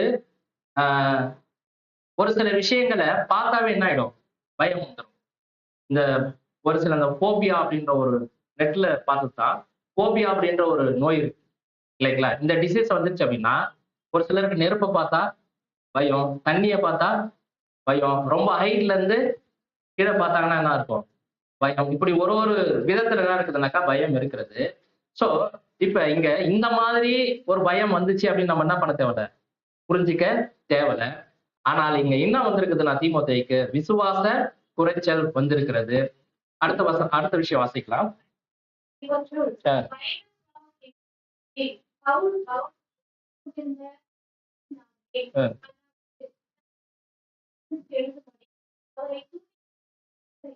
நீங்கள் சரியாக குறிப்பதாக பாத்தீங்களா, இப்ப அப்போஸ்தலனாகிய பவுல் அவர் என்ன பண்றாரு அப்படின்னு பார்க்கும்போது அவருடைய விசுவாச மகன். ஏன்னா தீமோத்தேயுவை அப்போஸ்தலனாகிய பவுல் எப்படிதான் பார்த்தாரு, ஒரு குமாரன், ஒரு மகன் மாதிரி என்ன பண்ணாருனாக்கா அவரை பார்த்துட்டு இருந்தாரு. இப்ப அந்த அக்கறையோட என்ன பண்றாரு அப்படின்னு பார்க்கும்போது இந்த விஷயத்த அவருக்கு எழுதுறாரு. அடுத்த விஷயம் வாசிக்கலாம். தீமோத்தேயு தன்னுடைய வைராக்கியத்தை இழந்துவிடும் அளவுக்கு பயமுறுத்தினார். பாத்தீங்களா, தீமோத்தேயு தன்னுடைய வைராக்கியத்தை என்ன பண்ணிடுவாரு. இப்ப ஒருவேளை இந்த லெட்டரை எழுதல அப்படின்னா தீமோத்தேயுக்குள்ள என்ன ஆயிடும், வைராக்கியம் இழந்து அவர் என்ன ஆயிடுவாரு, பயந்த ஆவி அவரை ஃபுல்லா என்ன ஆயிடும், மேற்கொள்ளணும் அப்படின்ற ஆபத்துக்குள்ள அவர் இருக்கிறத யார் உணர்றது அப்படின்னு பார்க்கும்போது அப்போஸ்தலனாகிய பவுல் இல்லைங்களா. ஸோ இதன் மூலமாகத்தான் என்ன பண்றாருன்னு பார்க்கும்போது இப்படிப்பட்ட ஒரு லெட்டர் என்ன பண்றாருன்னா எழுதுறாரு. அப்படின்னா பயம் அப்படின்றது எதை அடையாளப்படுத்துது அப்படின்னு பார்க்கும்போது விசுவாச குறைச்சல், வைராக்கியம் இல்ல, அதுக்கப்புறம் தைரியம் இல்லாத ஒரு விஷயத்தை அது என்ன பண்ணுதுனாக்கா அது குறிக்கக்கூடியதாக இருக்கிறது. ஸோ நமக்கு கூட என்ன ஆகும்னாக்கா இந்த ஸ்பிரிச்சுவல் லைஃப்ல இந்த விஷயங்கள் வருவதற்கு வாய்ப்பு இருக்கா இல்லைங்களா. விசுவாச குறைச்சல், தைரியமின்மை இல்லைங்களா, பலவீனம், இது எல்லாமே நம்மளுக்குள்ள கூட வந்து பயத்தின் ஆவி நம்மளை என்ன பண்ணிடும், மேற்கொள்ளும். கவனிங்க, பயத்தின் ஆவி நம்மளை என்ன பண்ணிருந்தாக்கா மேற்கொள்ளும். இன்னொரு விஷயம் என்ன அப்படின்னு பார்க்கும்போது இந்த பயத்தின் ஆவி ஒருத்தருக்குள்ள வந்துடுச்சு அப்படின்னா நீங்க எவ்வளவுதான் உங்களுக்கு போய் சத்தியம் சொன்னாலும் என்ன பண்ண மாட்டாங்க, காது கொடுத்து கேட்கவே மாட்டாங்க. சத்தியத்திற்கு செவியை என்ன பண்ணிடுவாங்க, விலக்கிடுவாங்க இல்லைங்களா. ஃபுல் அண்ட் ஃபுல் பயத்தின் ஆவி அவர்களை மேற்கொண்டு ஒரு கட்டத்தில் என்ன பண்ணிடுவாங்க தெரியுங்களா, கொஞ்சம் கொஞ்சமா சத்தியத்தை கேட்க கேட்க அந்த இன்ட்ரெஸ்ட் போய் கடைசியில் எங்க போயிடுவாங்க தெரியுங்களா? இந்த ட்ரூத்தை விட்டு என்ன பண்ணிடுவாங்க? போயிடுவாங்க இல்லைங்களா? அப்படிப்பட்ட ஒரு டேஞ்சர் எதுல இருக்குதுனாக்கா இந்த பயத்தின் ஆவிக்குள்ள இருக்குது. அதனாலதான் இங்க அப்போஸ்தலனாகிய பவுல் ரொம்ப எச்சரிப்போட இந்த விஷயத்தை என்ன பண்றாரு அப்படின்னு பார்க்கும்போது இங்க எழுதுறாரு அப்படின்றத நம்ம பார்க்கிறோம். அப்படின்னா இப்ப நாமும் கூட இந்த விசுவாச குறைச்சல், பலவீனம், தைரியம் இல்லாத ஒரு சூழல் நம்மளுடைய வாழ்க்கையில வரும். அப்படி வரும் பொழுது நம்மையும் இப்ப என்ன பண்றாருனாக்கா ஆவியில என்ன ஆயிடும் நம்மளுக்கு? அனல் கம்மியாயிடும் இல்லைங்களா? ஆவியில அனல் கம்மி ஆயிடுச்சு அப்படின்னாக்கா அவங்களுடைய செயல்பாடு எப்படி இருக்கும் தெரியுங்களா? சத்தியத்தை என்ன பண்ண மாட்டோம்? தியானிக்க மாட்டோம். எக்லீசியா மீட்டிங் என்ன பண்ண மாட்டோம்? அட்டன் பண்ண மாட்டோம். அப்புறமா சகோதரர்கிட்ட ஐக்கியம் வச்சுக்க மாட்டோம். இது எல்லாமே அப்படியே கொஞ்சம் கொஞ்சமா என்ன ஆகும்னாக்கா நம்மள என்ன பண்ணும்? பலவீனம், அப்புறம் தைரியம் இல்லாத ஒரு சூழல். ஒரு நாள் ஆப்சென்ட் ஆகும் எக்லீசியாக்கு, அப்புறமா 2 நாள் ஆப்சென்ட் ஆகும். அப்புறம் என்ன ஆயிடும்? அட போகாம எங்க கேட்டுக்கலாம்? யூடியூப்லாம் இப்ப சான்ஸ் இருக்குது நம்மளுக்கு. அதுல உட்கார்ந்து என்ன பண்ணிக்கலாம்? வீட்டுல ஆன்லைன்லயே கேட்டுக்கலாம் அப்படின்ற சூழல் வந்து கடைசியா என்ன ஆயிடும் அப்படின்னா சத்தியத்தை விட்டு என்ன பண்ணிடுவோம்? போயிடுவோம் சகோதர சகோதரி. அப்படின்னா இந்த பயமுள்ள ஆவி நம்மளுக்குள்ள வந்துருச்சு அப்படின்னா உடனே என்ன பண்ணணும் அப்படின்னு பார்க்கும்போது அப்போஸ்தலனாகிய பவுல் சொன்ன இந்த வசனங்கள் மூலமாக ஆவியில அனல் என்ன பண்ணணும்? நம்ம மூட்டிக்கணும். சரி, இப்ப இதெல்லாம் வந்து ஆவியில அந்த பயந்த சுபாவத்திற்கான ஒரு விஷயங்கள். ஆவியில அனல் மூட்டுறதுன்னா எப்படி? எப்படி மூட்டிக்கலாம் நம்ம? பர்சனல் ஸ்டடிஸ் பண்ணலாம். அப்புறமா வெரி குட். சபையினுடைய ஐக்கியம் எப்ப நீங்க கட் பண்றீங்களோ உங்களுக்குள்ள என்ன ஆவி வந்துரும்? பயத்தின் ஆவி வந்துரும். சபை கூடுதலுக்குள்ள வந்தோம் அப்படின்னா பாருங்க நம்மளுக்குள்ள அந்த ஐக்கியம், தேவனுடைய வசனம் நம்ம என்ன பண்ணுது? அனல் மூட்டுது. ஃபயர் ஆகுதா இல்லைங்களா? சண்டேஸ்ல உங்களுக்கு வந்தாக்கா. ஆனா என்ன ஆயிடுங்க? வெளியே போன உடனே அப்படியே ஆஃப் ஆயிடும். இங்க நல்ல ஃபயரா இருப்போம் இல்லைங்களா? முகம்லாம் பிரைட்டா இருக்கும் சப்ஜெக்ட் கேட்டுட்டு கீழே ஸ்டெப் விட்டு இறங்கின உடனே அப்படியே என்ன ஆயிடுவோம்? ஐஸ் வாட்டர் மாதிரி சில்லுன்னு ஆயிடும். ஏன்? கீழே நின்னுக்கிறாங்களா யாரும்? அப்படின்னாக்கா என்ன அப்படின்னா ஆவியில அனல் இந்த மாதிரி இடத்துல தான் நம்மளுக்கு கிடைக்கும். பர்சனல் ஸ்டடி பண்ணும்போது தான் நம்மளுக்கு கிடைக்கும். அப்படி கிடைக்கும் பொழுது அதை என்ன பண்ணணும்? நம்ம பெற்றுக்கொள்ளணும். கீழே போனா கூட இப்படிதான் இருக்கணும். ஆவியில அனலாதான் நம்ம என்ன பண்ணணும்னாக்கா இருக்கணும் அப்படின்றத நம்ம பார்க்கிறோம் சொல்றோம். இது வந்து ஃபர்ஸ்ட் அப்போஸ்தலனாகிய பவுல் தீமோத்தேயுக்கு சொன்ன அந்த கண்டென்ட் நம்ம பார்த்தோம். நமக்குள்ள கூட ஒரு சில நேரங்கள் அநேக பயங்கள் வரும். ஒரு சிலருக்கு என்ன பயம் வரும்னாக்கா மனுஷனுக்கு என்ன பண்ணுவாங்க? பயப்பட ஆரம்பிப்பாங்க. பிரதர் அவரா? ஐயோ, அவர்கிட்டலாம் என்ன பண்ண முடியாது? பேச முடியாது பிரதர் இல்லைங்களா? ஒருவேளை மனுஷனுக்கு நீங்க பயந்தீங்க அப்படின்னா அது உங்களுக்கு என்ன பண்ணும் அப்படின்னாக்கா கண்ணியை வருவிக்கும். வாசிக்கலாம் நீதிமொழிகள் 29ஆம் அதிகாரம் 25ஆம் வசனம். மனுஷனுக்கு பயப்படும் பயம் கண்ணியை கர்த்தரை நம்புகிறவர்கள் உயர்ந்த அடைக்கலத்திலே பாருங்க நம்முடைய பயம் யார் மேல இருக்கணும்னா தேவன் மேல இருக்கணும். கர்த்தரை நம்புகிறவனோ உயர்ந்த அடைக்கலத்துல வைக்கப்படுவான். மனுஷனுக்கு பயப்படும் பயம். ஒருவேளை நம்ம மனுஷனுக்கு பயந்துட்டு பிரதர் எக்லீஷாவுக்கு போலனா எல்டர்ஸ் என்ன பண்ணுவாங்க? கேட்பாங்க பிரதர் போன் பண்ணி. அட்லீஸ்ட் நான் என்ன பண்றேன்? எல்டர்ஸ் கோசமாவது என்ன பண்றேன்? பயந்துகிட்டு எக்லீஷாவுக்கு வர அப்படின்னு சொல்லிட்டு மனுஷனுக்கு நம்ம பயந்தோம் அப்படின்னா அது நம்மளுக்கு தேவன் எதுவும் பண்ண மாட்டாரு. அது நமக்கே என்ன ஆயிடும்னாக்கா கண்ணியாக மாறிடும். அப்படின்னா நம்ம யாருக்கு பயப்படணும் அப்படின்னா தேவனுக்கு என்ன பண்ணணும்? பயப்படணும். கர்த்தரை நம்பணும். கர்த்தரை நம்புகிறவனோ உயர்ந்த அடைக்கலத்திலே அவன் வைக்கப்படுவான். அப்படின்னா இந்த வசனத்துக்கு ஒரு கமெண்ட்ல ஒரு நல்ல பாயிண்ட் கொடுக்குறாரு. அதை வாசிக்கலாம். நம்ம வாசிங்க. கர்த்தருடைய ஜனங்கள் தங்கள் பாதையை முற்றிலும் கர்த்தருடைய வார்த்தையால் அல்லாமல் வழிநடத்த முயலும்போது சோதனையாவது வருகிறது. இதுவே கண்ணியை கொண்டு வரும் மனுஷ பயம். பியூட்டிஃபுல்லா எழுதுறாரு. கர்த்தருடைய ஜனங்கள் தங்கள் பாதையை முற்றிலும் கர்த்தருடைய வார்த்தையால் அல்லாமல். அப்படின்னா நம்ம ஸ்பிரிச்சுவல் லைஃப்ல நடக்கும் போது தேவனுடைய வார்த்தையின்படி நம்ம நடக்காம இவர் சொல்றாரு அதன்படி என்ன பண்றேன் நானு? இவர்கிட்ட போனா இவர் நல்ல சஜஷன் என்ன பண்ணுவாரு நம்மளுக்கு கொடுப்பாருன்னு ஒரு வேலை நம்ம மற்றவருடைய அபிப்பிராயங்களுக்கு இணங்கி வழி நடத்த முயன்றோம் அப்படின்னா அது நமக்கு என்ன ஆகுதுனாக்கா சோதனையாக மாறிடுது. இதுதான் என்ன சொல்றாருனாக்கா இந்த வசனத்துல, அது கண்ணியை கொண்டு வருகிற மனுஷ பயமாக இருக்கிறது. சோ அப்படின்னு அன்பான சகோதர சகோதரிகளே, நம்முடைய ஸ்பிரிச்சுவல் லைஃப்ல யாருடைய சஜஷன் கேட்கணும் அப்படின்னா தேவன் இருக்கிறார். ஏன்னா நம்ம கான்சென்ட்ரேஷன் பண்ணது யாருக்கிட்ட? தேவன் கிட்ட. தேவன்கிட்ட போய் நம்முடைய கஷ்டங்கள், நம்முடைய எல்லாத்தையுமே என்ன பண்ணலாம் நம்ம? நம்முடைய குறைகள், பலவீனங்கள் இல்லைங்களா? நம்ம எல்லாத்தையும் அவர்கிட்ட போய் சொல்லலாம் இல்லைங்களா? மனுஷனை நம்பிட்டோம் அப்படின்னா, சில நேரங்கள் அப்படிதான் நம்ம ஆயிடுறோம் இல்லைங்களா? மனுஷனை நம்பிடுறோம் இல்லைங்களா? இவர் செஞ்சிருவாரு, இவர் முடிச்சு கொடுத்துருவாரு. இதெல்லாம் ஆகிறது இல்லை. யாரை நம்பணும் அப்படின்னு பார்க்கும்போது தேவனை நம்பணும். உண்மையா நீங்க தேவனை நம்பி வெயிட் பண்ணீங்க அப்படின்னா தேவன் கண்டிப்பா என்ன பண்ணுவாங்க? உங்களை வழி நடத்துவார். அதான் சொல்றாரு, கர்த்தருடைய ஜனங்கள் தங்கள் பாதையை முற்றிலும் கர்த்தருடைய வார்த்தையால் நிரப்பணும். அப்படின்னா ஒவ்வொரு விஷயமும் நம்முடைய லைஃப்ல நடக்கக்கூடிய ஒரு விஷயங்களும் பாத்தீங்க அப்படின்னாக்கா யாருடைய அனுமதி இருக்குது? தேவனுடைய அனுமதி. நம்முடைய தலையில இருக்கிற முடி கூட அவருடைய அனுமதி இல்லாம கீழே விழாதுன்னு சொல்லி இருக்கிறாரு, வாக்குத்தத்தம் பண்ணியிருக்கிறாரு. அப்படின்னா நம்ம தேவனை முற்றிலுமா நம்பாம மனிதர்களை நம்பிட்டு அவருடைய சஜஷனை கேட்டுட்டு அதன்படி நம்ம வழி நடந்துட்டு போயிட்டு இருக்கணும் அப்படின்னு நம்ம நினைச்சோம் அப்படின்னா அது நமக்கு கண்ணியாக என்ன ஆயிடும் அப்படின்னு பார்க்கும்போது மாறிடும் அன்பான சகோதர சகோதரிகளே. சோ பைபிள் எப்படி மனுஷர்களை நம்பி ஃபெயில் ஆனவங்க இருக்கிறாங்களா? யாராவது எக்ஸாம்பிள் சொல்ல முடியுமா? யாரு? மனுஷனை நம்பி அது தங்களுக்கு கண்ணியாவே வந்துருச்சு. யாராவது எக்ஸாம்பிள் சொல்ல முடியுமா? யாரு? சவுல் இல்லைங்களா? சாமுவேல் சொல்றாரு, போயிட்டு எல்லாரையுமே என்ன பண்ணு, அமலேக்கியர்கள் என்ன பண்ணு, அங்க சஞ்சாரம் பண்ணு இல்லைங்களா? அந்த ஆகான் ராஜாவை என்ன பண்ணுடு நீ கொன்னுடு அப்படின்னு சொல்றாரு. யாரையுமே உயிரோட வைக்காத, எல்லாருமே என்ன பண்ணிடு, கொன்னுட்டு அங்க இருக்கக்கூடிய பொருள் எல்லாம் என்ன பண்ணிடு, கொள்ளையடிச்சுன்னு வந்துடுன்னு சொல்றாரு. சவுல் செஞ்சாரா? ஏன் செய்யல?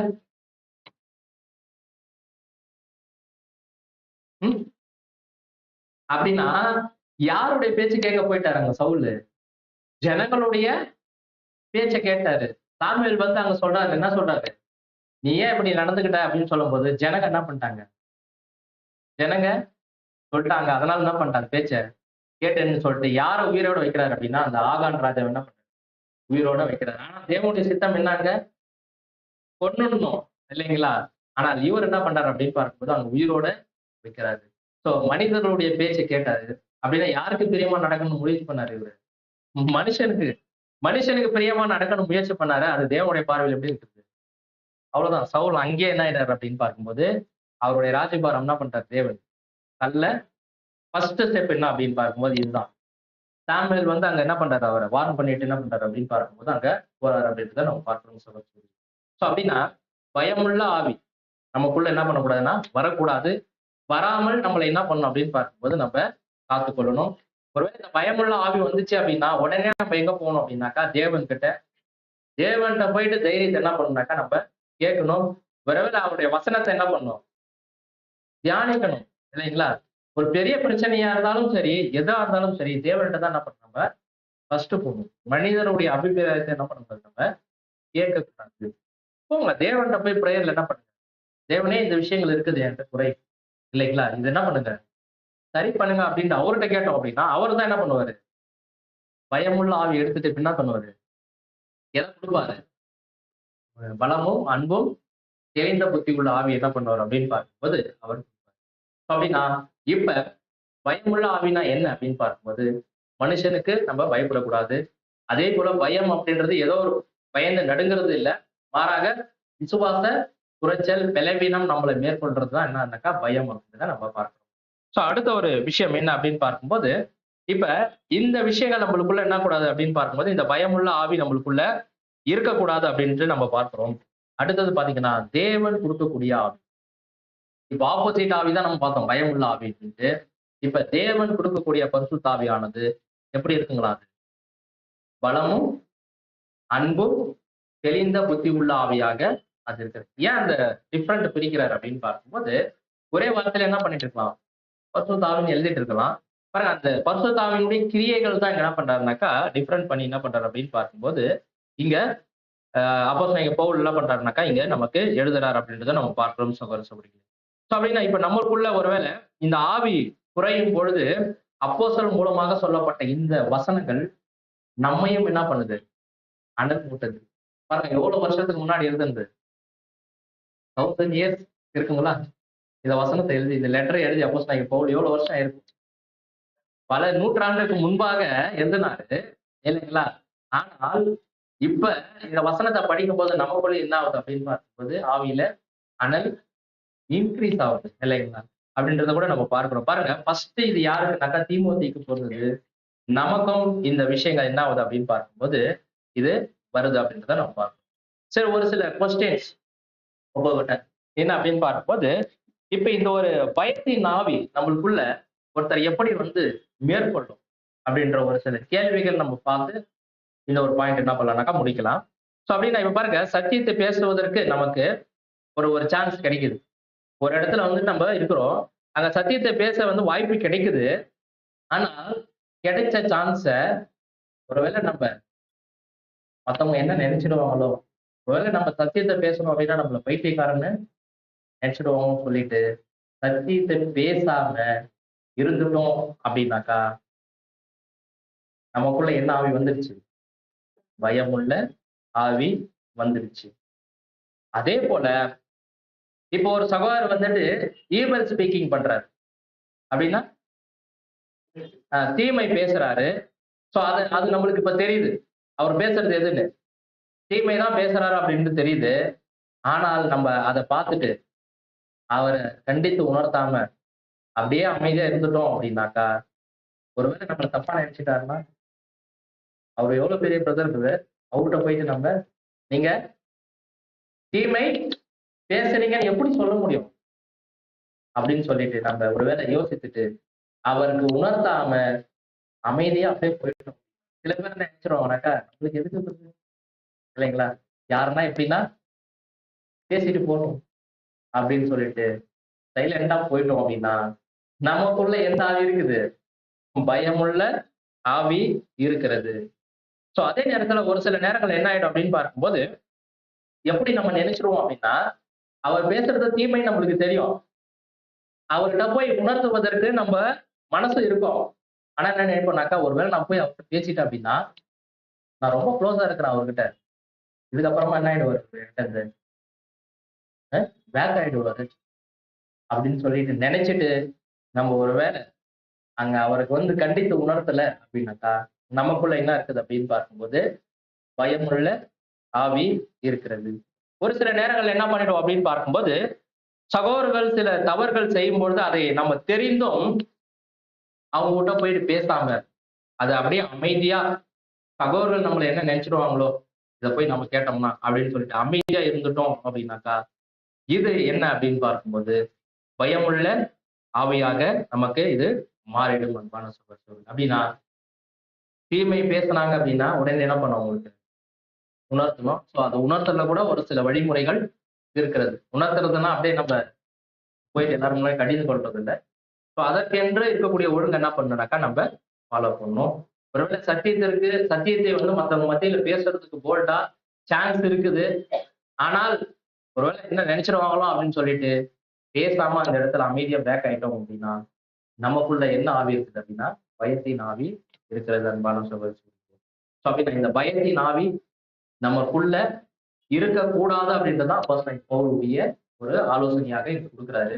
பாருங்க இப்ப இந்த வசனங்கள் எல்லாம் தீமோத்தேயு படிக்கும் பொழுது அவர் மனசு எப்படி இருந்திருக்கும்? என்ன மிஸ்டேக் பண்ணிட்டோம், கொஞ்சம் பயந்துட்டோமே. ஏன்னா எபேசியர்ல அநேக எதிர்ப்புகள் தீமோத்தேயுக்கு வந்துச்சு இல்லைங்களா? ஆப்போசிஷன் நிறைய வந்துச்சு. கள்ள சகோதரர்கள் நிறைய பேர் வந்தாங்க. அந்த வசனங்கள்லாம் நம்ம பார்க்கலாம். நிறைய கள்ள சகோதரர் அவரை கொஸ்டின் பண்ணாங்க. அவரும் முடிஞ்ச அளவுக்கு என்ன பண்ணாரு, அவருக்கு எந்த ஸ்பிரிட்ல என்ன பண்ணாரு அப்படின்னு பார்க்கும்போது ரொம்ப தைரியமா போல்டா பேசினாரு. ஒரு கட்டம் வரும்போது என்ன ஆயிடுச்சுனாக்கா அவருக்குள்ள அப்படியே அந்த ஜீல் என்ன ஆயிடுச்சு, கொஞ்சம் கம்மியாகி என்ன ஆயிட்டாரு அப்படின்னு பார்க்கும்போது சோர்ந்துட்டாரு. ஒரு தயக்கம் அவருக்குள்ள வந்துருச்சு. இப்ப அப்போஸ்தலன் பவுல் இந்த லெட்டர் எழுதின உடனே அவருக்குள்ள எப்படி இருந்திருக்கும்? ஆவியின் அனல் என்ன சொல்லலாம், ஆவியில அனல் அப்படியே மூட்டி என்ன பண்ணிருப்பாரு, போய் தைரியமா அது எல்லாத்தையுமே என்ன பண்ணிருப்பாருன்னா ஃபேஸ் பண்ணிருப்பாரு. இப்ப நாமும் அந்த சூழல்ல ஒருவேளை இருந்தோம் அப்படின்னா, சத்தியத்தை பேசும்போது ஒருவேளை பயம் வருது பிரதர் அப்படின்னாக்கா, இப்ப இந்த வசனங்களை நம்ம பார்த்தோம் அப்படின்னா நமக்குள்ள என்ன வரும், அந்த தைரியம் என்ன ஆகணும் அப்படின்னு பார்க்கும்போது வரும். ஸோ ஒரு சில எக்ஸாம்பிள்லாம் நம்ம பார்க்கணும். அதெல்லாம் பார்த்தோம்னா கொஞ்சம் புரியும். ஏன்னா நமக்கு முன்னாடி நிறைய பேர் இப்படி தைரியமா போல்டா என்ன பண்ணிக்கிறாங்க, சத்தியத்திற்காக இருந்திருக்கிறாங்க இல்லைங்களா? சத்தியத்திற்காகனாக்கா வெறும் சத்தியம் சொல்றது மாத்திரம் இல்ல, அதன்படி வாழ்றதுலயும் அந்த மீனிங் இருக்கு இல்லைங்களா? அதையும் நம்ம என்ன பண்ணணும்னாக்கா புரிஞ்சுக்கணும் அன்பான சகோதர சகோதரிகளே. ஸோ இப்ப என்ன பண்ணலாம்னாக்கா, அடுத்ததாக இப்ப எதிரான ஆவியை பார்த்துட்டோம், பயமுள்ள ஆவி அப்படின்னு சொல்லிட்டு. இப்ப தேவனுடைய பரிசுத்த ஆவியினுடைய அந்த பலமும் அன்பும் தெளிந்த புத்தி உள்ள ஆவினா ஒன்னொன்னு என்ன பண்ணணும்னா பார்க்கலாம். ஸோ ஃபர்ஸ்ட் என்ன அப்படின்னு பார்க்கும்போது பலம் இல்லைங்களா? ஸோ அப்படின்னாக்கா தேவன் நமக்கு பயமுள்ள ஆவியை கொடுக்காமல் என்ன கொடுத்திருக்கிறாரு, பலமுள்ள ஆவியை கொடுத்திருக்கிறாரு. ஸோ அப்படின்னா இந்த பலம் அப்படின்ற இந்த வார்த்தைக்கு கிரீக் வார்த்தை என்னன்னாக்கா டுனாமிஸ் அப்படின்ற இந்த ஒரு கிரீக்க வார்த்தை வருது. இதற்கு அர்த்தம் என்னன்னாக்கா பவர், வல்லமை அப்படின்ற ஒரு மீனிங் என்ன ஆகுதுனாக்கா வருது. ஸோ வல்லமை அப்படின்னாக்கா எந்த வல்லமை அப்படின்னு பார்க்கும்போது இருதயத்தின் வல்லமை. என்ன சொல்லலாம்னாக்கா இங்கிலீஷ்ல மாரல் பவர்னு சொல்லுவாங்க இல்லைங்களா? ஒழுக்க சக்தி தமிழ்.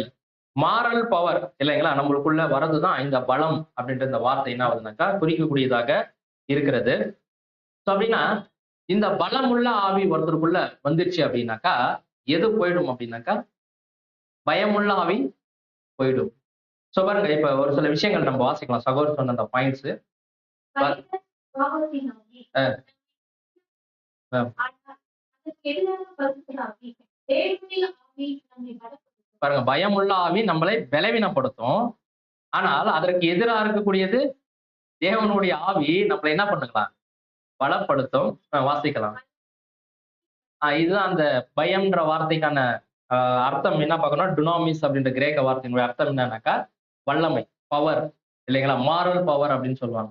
ஸோ அந்த அர்த்தத்தை குறிக்கக்கூடியது இதுதான் நமக்கு வல்லமையை என்ன பண்ணுதுனாக்கா தருது. வாசிக்கலாம். தேவன் பயந்த சுபாவம் கொண்டவர் அல்ல. நம்முடைய தேவன் பயந்தவருங்களா? தேவன்கிட்ட பயந்த சுபாவம் இருக்குதுங்களா? இல்ல. அவருடைய ஆவி பயந்த சுபாவம் கொண்டதல்ல. அவருடைய ஆவி பலவீனமானது. அப்படின்னா இப்ப தேவன் நமக்கு என்ன கொடுத்திருக்கிறாரு, பரிசுத்த ஆவியை கொடுத்திருக்கிறாரு. தேவன் பயந்த சுபாவம் கொண்டவர் அல்ல. அவருடைய ஆவியும், ஏன்னா இப்ப நம்ம தேவன்கிட்ட பரிசுத்த ஆவி பெற்றிருக்கிறோம் இல்லைங்களா? அந்த ஆவி கூட எப்படியாப்பட்ட ஆவி, பயந்த சுபாவத்தினுடைய ஆவி இல்ல, அது பலப்படுத்தும் நம்மள இல்லைங்களா? சோ அவருடைய ஆவி பலவீனமானது அல்ல. நம்மள என்ன பண்ணும் அப்படின்னு பார்க்கும்போது ஸ்ட்ரென்த் பண்ணும், பலப்படுத்தக்கூடிய ஒரு ஆவியை தான் தேவன் என்ன பண்ணிக்கிறார் அப்படின்னு பார்க்கும்போது அது கொடுத்திருக்கிறார் அப்படின்றத நாம் பார்க்கணும்.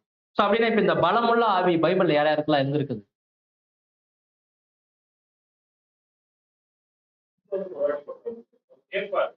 சரி, பழைய ஏற்பாட்டுக்கு போயிட்டீங்க. ஓகே.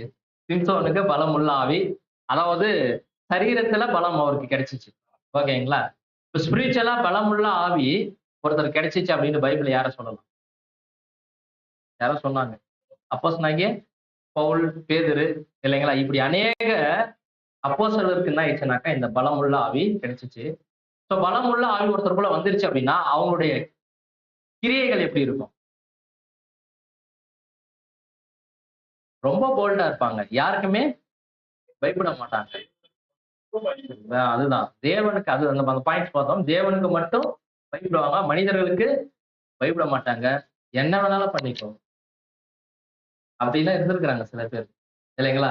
அதுல கிரேட் எக்ஸாம்பிள் யார் சொல்லலாம்னாக்கா இந்த லெட்டரை எழுதின அப்போஸ்தலனாகிய பவுல் இல்லைங்களா? பாருங்க, ஒரு சில வசனங்கள் எழுதுறாரு, வாசிக்கலாம். 1 தீமோத்தேயு 6ஆம் அதிகாரம் 12ஆம் வசனம். ம் நித்திய ஜீவனை ம் அதற்கு அழைத்து ஆ அநேக சாட்சிகளுக்கு முன்பாக பாத்தீங்களா? விசுவாசத்தில் நல்ல போராட்டத்தை என்ன பண்ணோம், குட் ஃபைட்டா செய். அப்படின்னா எல்லாத்துக்கும் போராட்டம் தான் பிரதர். வீட்டுல, குடும்பத்துல, எக்லிஷால போராடிட்டு தான் பிரதர் இருக்கிறோம். அந்த போராட்டமா?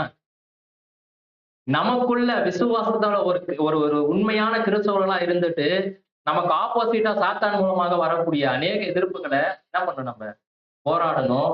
விசுவாசத்துல நல்ல போராட்டத்தை என்ன பண்ணும்? போராடணும். நித்திய ஜீவனை பற்றி கொள்ளணும். அதற்காகவே நீ அழைக்கப்பட்டாய். அநேக சாட்சிகளுக்கு முன்பாக நல்ல அழைக்க பண்ணினோமாய் இருக்கிறாய். அப்படின்னா விசுவாசத்திற்கென்று போராடக்கூடிய ஒரு போராட்டம். வேற போராட்டத்தை பத்தி இங்க பேசல. குடும்ப பிரச்சனை, வேற வேற பிரச்சனைகளை பத்தி இங்க பேசல.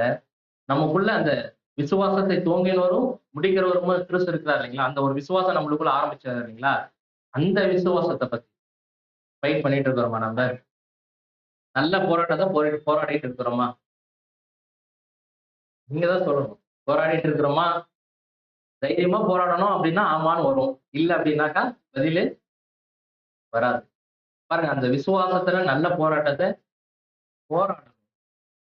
அப்போஸ்தலன் பவுல் எவ்வளவு தைரியமா சொல்லியிருக்காரு. ஓட்டத்தை முடிச்சிட்டேன் அப்படின்னு சொல்றாரு. நல்ல போராட்டத்தை போராடுங்க. ஓட்டத்தை முடிச்சுட்டு எனக்கு என்ன இருக்குது? நீதியின் கிரீடம் இருக்குதுன்னு சொல்லிட்டாரு. நம்ம ஏதோ தடுமாறி ஏதோ போயிட்டு இருக்குது சார். கொஞ்சம் ஒரு வாரம் வந்தா ஒரு வாரம் வரதில்ல. என்னையும் சேர்த்தா சொல்லிட்டு இருக்கிறேன். வேற யாரும் நினைச்சுக்காதீங்க. அப்படிதான் முதல் போயிட்டு இருக்குது இல்லைங்களா? ஸோ எப்படி இருக்கக்கூடாது? நல்ல போராட்டத்தை போராட்டம். என்ன ப்ராப்ளம் வந்தாலும் சரி, இந்த விசுவாசத்தை விட்டு பேக் ஆகக்கூடாது. என்ன பிரச்சனை வந்தாலும் சரி, ஏன்னா தேவன் இருக்கிறாரு. அவர்கிட்ட உடன்படிக்கை பண்ணிடுறோம். அவர் என்ன பண்ணுவார்? எல்லாத்தையுமே பார்த்துக்குவார். ஸோ அப்படின்னா பாருங்க, பைபிள்ல நிறைய பேர், அப்போஸ்தலன் பவுல் ஒரு கிரேட் எக்ஸாம்பிள். பாருங்க, ஒரு சில விஷயங்களை நம்ம பைபிள்ல இருந்து பார்க்கலாம். இந்த பலமுள்ள ஆவி ஃபர்ஸ்ட் யாருக்கு இருந்துச்சு அப்படின்னு பார்க்கும்போது ஆண்டவராகிய இயேசு கிறிஸ்துவுக்கு இருந்துச்சுங்களா? பலமுள்ள ஆவி இருந்துச்சுங்களா இல்லைங்களா? எக்ஸாம்பிள் சொல்லணும்னா இல்ல, இயேசு கிறிஸ்து பிலாத்து முன்னாடி நிக்கிறாரு. பிலாத்து கேட்கிறாரு, சத்தியம்னா என்ன? உன்னை விடுதலை செய்யறதுக்கு எனக்கு அதிகாரம் இருக்குது. எதுவும் பேசல. பேசினாருங்களா? எதனா வாய் திறந்து? பேசல. ஏன்? இவருக்குள்ள என்ன ஆவி இருந்துச்சு? பலமுள்ள ஆவி இருந்துச்சு இல்லைங்களா? அடுத்தது அப்போஸ்தலன் பவுல் பெஸ்து ராஜாக்கு முன்னாடி இல்லைங்களா பேசுறாரு. பாருங்க, அந்த வசனங்கள் நீங்க வீட்டுல போய் வாசிச்சு பாருங்க. அப்போஸ்தலர் 26ஆம் அதிகாரம் 24, 25 வசனங்கள் வாசிக்கலாம் பைபிள்ல இருந்து. அப்போஸ்தலர் 26ஆம் அதிகாரம் 24, 25. இவ்விதமாய் ம் அவர் தனக்கு ம் வெகு உரத்தக்கமாய், அஹ், பவுலே, நீ பிறகு அஹ். அதிக கல்வி உனக்கு பைத்தியம் உண்டாக்கும். பாருங்க, அப்போஸ்தலன் பவுல் போல்டா சத்தியத்தை பத்தி பேசுறாரு. பெஸ்து ராஜா என்ன சொல்றாரு? பவுல், உனக்கு என்ன ஆயிடுச்சு? பைத்தியம் முடிச்சிட்டு இருக்குது. உனக்கு நிறைய என்ன ஆயிட்டு நாலேஜ் இருக்கிறதால என்ன பண்ணிட்டுக்கிற? ஏதோ வந்து இங்க உளறிட்டு இருக்கிற அப்படின்னு சொல்றாரு. அப்போஸ்தலன் பவுல் அடுத்த வசனத்துல என்ன சொல்றாரு பாருங்க.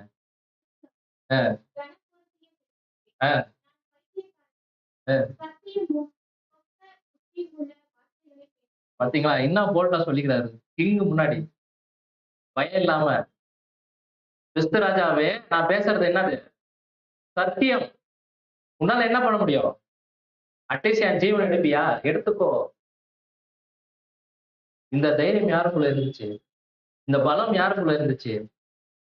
பவுல் முன்னாடி. பாருங்க, ஒரு ராஜா, பெரிய ராஜா, அவர் முன்னாடி போய் நின்னு பேசணும் அப்படின்னாவே பெரிய விஷயம். இவர் போய் நின்னு பேசுறாரு. எவ்வளவு தைரியமா பேசியிருக்காரு அப்படின்னா, தன்னுடைய ஜீவன் தானே, எடுத்துக்கோ அப்படின்ட்டு. சத்தியம் இதுதான். இதுல காம்ப்ரமைஸ் எல்லாம் என்ன பண்ண மாட்டேன் நானு. ஆனா நம்ம எவ்வளவு விஷயத்துல காம்ப்ரமைஸ் ஆயிடுறோம். நம்மளுக்கு ஒரு பிரச்சனை சத்தியத்தின் மூலமா வருது அப்படின்னு தெரிஞ்சாலும் என்ன ஆயிடுவோம்? ஈஸியா எஸ்கேப் ஆயிடும். பாருங்க, எப்படி இருந்திருக்கிற பவுல், அவ்வளவு தைரியம். அப்படி இருந்ததாதான் இந்த லெட்டர் என்ன பண்ண முடிஞ்சுச்சு? எழுத முடிஞ்சுச்சு. அடுத்தது யார் பார்க்கலாம்? தீமோத்தேயு. தீமோத்தேயுக்கு இந்த லெட்டர் படிச்ச உடனே எப்படி இருந்திருக்கும்? தைரியம் வந்திருக்கும். ஒரே ஒரு விஷயம் தான் நினைச்சிட்டு போயிருப்பாரு. ஆப்போசிட்டிங் யார் வந்தாலும் சரி, என்னுடைய ஜீவனை எடுத்தாலும் சரி, சத்தியத்துக்காக என்ன பண்றாங்க? உண்மையா வாழும் அப்படின்னு இவங்களுக்குள்ள எல்லாமே எந்த ஆவி இருந்துச்சு? இப்போ நமக்குள்ள பலமுள்ள ஆவி இருக்குதா? இருந்துச்சு அப்படின்னா சத்தியத்துல நோ காம்ப்ரமைஸ். எதுக்குமே பயப்பட மாட்டோம். தைரியமா போல்டா என்ன பண்ணுவோம்? நிற்போம். நம்மளுக்கு இந்த பலமுள்ள ஆவி இல்லாததால் தான் நிறைய விஷயத்துல என்ன இருக்கும்? பேக் ஆயிரும். சோர்ந்து போயிடும். ஒரு தயக்கம் நம்மளுக்குள்ள என்ன ஆயிடுது அப்படின்னு பார்க்கும்போது வந்துருது அப்படின்றத நம்ம பார்க்கணும். ஸோ அப்படின்னா பாருங்க நம்மளுக்குள்ள இந்த தைரியம், அதாவது பலமுள்ள ஆவி நம்மளுக்கு என்ன ஆகும் அப்படின்னு பார்க்கும்போது வரணும். ஸோ இன்னொரு வசனம் கூட நம்ம பார்க்கலாம். 2 தீமோத்தேயு 1 வசனத்துல நானே வாசிக்கிறேன். ஆக்சுவலி இந்த தீமோத்தேயுக்கு ஆப்போசிஷன் பண்ணவங்க யாருன்னாக்கா அவரோடு கூட இருந்த முகவர்கள் தான். பாருங்க அதுல ஒரு சில பேர் சொல்றாரு 15 வசனத்துல, ஆசியா நாட்டில் இருக்கிற யாவரும் அவர்களில் பிகேலு எர்மகனே முதலாய் என்னை விட்டு விலகினார்கள் என்று அறிந்திருக்கிறாய். அப்படின்னா 2 பேரை சொல்றாரு. ஒண்ணு பிகேலு, எர்மகனே. இவங்க 2 பேரும் தான் யாருக்கு ஆப்போசிஷனா இருந்திருக்கிறாங்க? அப்போஸ்தலனாகிய பவுலுக்கு ஆப்போசிஷனா இருந்திருக்கிறாங்க. யாருக்கு ஆப்போசிஷனா இப்ப இருந்திருக்கிறாங்க? தீமோத்தேயுக்கு ஆப்போசிஷனா இவங்க தான் பிரச்சனை பண்ணிட்டு இருக்கிறது. அதனாலதான் இங்க அப்போஸ்தலனாகிய பவுல் இந்த அவருடைய பேர்கள்லாம் என்ன பண்றாருன்னா மென்ஷன் பண்றாரு. பாருங்க அப்படின்னா இந்த ஒரு பயம் அவர்கள் இவங்க எல்லாம் ஆப்போசிஷன் பண்ணாலும் அப்போஸ்தலனாகிய பவுல் தைரியமா என்ன பண்ணிக்கிறாரு? உண்மையான சத்தியத்தை என்ன பண்ணிக்கிறாருனாக்கா நின்று இருக்கிறார் அப்படின்றத நம்ம பார்க்கணும். இப்ப நாமும் பலமுள்ள ஆவியினால வழி நடத்தப்பட்டோம் அப்படின்னா என்ன வந்தாலும் சரி, நம்ம உயிரே போனாலும் சொல்ல மாட்டேங்கிறீங்களே சத்தியத்திற்காக அப்படின்னா என்ன இருக்குதுன்னா இன்னும் நம்மளுக்குள்ள அந்த தைரியம் என்ன இல்ல, கொடுத்தாச்சு, உயிர் கொடுத்தாச்சு. உள்ள ஒருவேளை மனுஷ பயம். இப்ப நாளைக்கே யாராவது ஒருத்தர் நம்மள வந்து நீங்களாம் பைபிள் ஃபுல்லான்னு சொல்லிட்டு அரெஸ்ட் பண்ணிட்டாங்க அப்படின்னா என்ன சொல்லுவோம்? ஆமா நாங்களாம் பைபிள் ஃபுல் தான் தைரியமா சொல்லுவோமா? இல்ல நான் இந்த சர்ச்சு இல்ல, நானு வேற சர்ச்சு அப்படின்னு சொல்லிட்டு போன் பண்றீங்களா? சரி சரி. நீ யாருக்கு போன் பண்ணாலும் சரி வரும், இந்த சூழல்லாம் வரும். சத்தியத்திற்காக நிற்கக்கூடிய சூழல் கண்டிப்பா நம்மளுக்கு வரும் சகோதரர். அப்படின்னா இது வெறும் சத்தியத்தை மாத்திரம் இல்ல, நம்முடைய கான்சிகரேஷன் லைஃப்ல உண்மையா நம்ம வாழணும்னு நினைச்சோம் அப்படின்னா சில சோர்வுகள், ஒருவேளை பெரிய பிரச்சனைகள் நம்ம நினைக்கிறது நடக்காம கூட போகக்கூடிய ஒரு சூழல் வரலாம். எந்த நிலைமையில இருந்தாலும் மனரம்யமாக இருக்க கற்றுக்கொள்ளக்கூடிய பக்குவம் நம்ம ஒருத்தருக்கும் தேவை, இல்லைங்களா? சோ அடுத்த ஒரு ஆவிக்குள்ள போயிடலாம். இந்த பலமுள்ள ஆவி நம்மளை என்ன பண்ணணும்னாக்கா கிறிஸ்துவ வழி நடத்தினுச்சு. அப்போஸ்தலனாகிய பவுல், அதுக்கப்புறமா தீமோத்தேயு வழி நடத்தினுச்சு.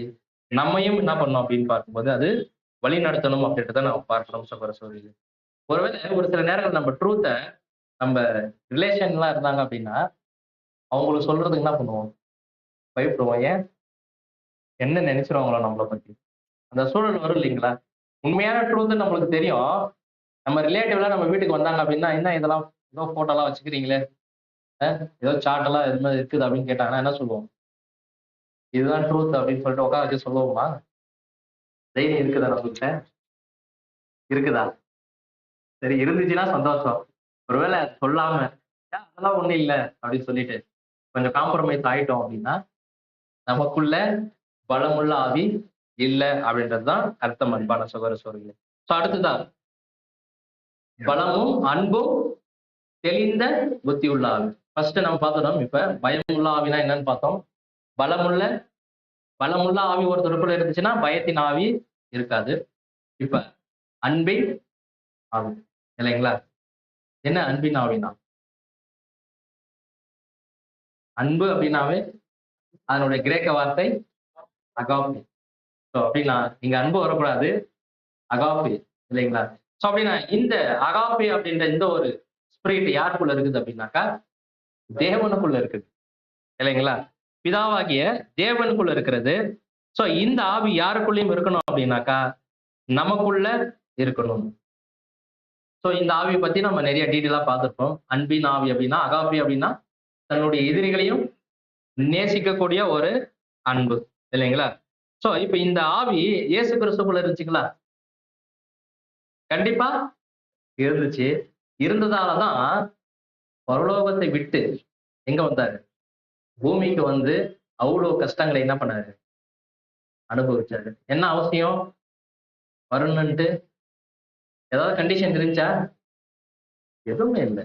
ஆனால் தேவன் மேல வச்ச அந்த அன்பின் ஆவியினால வாலண்டியரா செல்ஃப் சாக்ரிஃபைஸ், இல்லைங்களா? யாருமே கட்டாயப்படுத்தல, வாலண்டியரா வந்து என்ன பண்ணாரு? சாக்ரிஃபைஸ் ஆனாரு. ஸோ நம்ம கூட இப்ப அதே அதே வாலண்டியர் சாக்ரிஃபைஸ் தான். யாராவது கட்டாயப்படுத்தினாங்களா? நம்மளும் இயேசு கிறிஸ்து மாதிரி தானே பண்ணோம், நம்மளா வந்தோம் இல்லைங்களா? சோ இப்ப நம்ம வந்துட்டு பாருங்க, இயேசு கிறிஸ்து கூட இந்த அன்பின் ஆவி இருந்தால்தான் அவரால் என்ன பண்ண முடிஞ்சுச்சு அப்படின்னாக்கா, தேவனுடைய சித்தத்தை ஃபுல்ஃபில் பண்ணி அவரால் அந்த மகிமைக்குள்ள போக முடிஞ்சுச்சு. அப்படின்னா 3 நிலைமையிலுமே இந்த அன்பின் ஆவி கிறிஸ்துக்குள்ள இருந்துச்சு. ஒண்ணு லோகாசா இருக்கும்போது இருந்துச்சு, மனுஷனா பூமியில வந்த பிறகும் அவருக்குள்ள இருந்துச்சு இந்த அன்பின் ஆவி. மகிமையில போன பிற்பாடும் இந்த அன்பின் ஆவி அவருக்குள்ள இருந்துச்சு அப்படின்றத நம்ம பார்க்கிறோம் சகோதர சகோதரி. சோ இதே அன்பின் ஆவி யாருக்குள்ள இருந்துச்சு அப்படின்னா அப்போஸ்தலனாகிய பவுல். ஏன்னா வேற பைபிள்ல நீங்க போய் தேடினீங்கன்னா வேற எக்ஸாம்பிள் எனக்கு கிடைக்கல. இயேசு கிறிஸ்துவையும் அப்போஸ்தலனாகிய பவுலையும் முடிச்சு மத்த அப்போஸ்தலர்களுக்குள்ள இருந்துச்சு.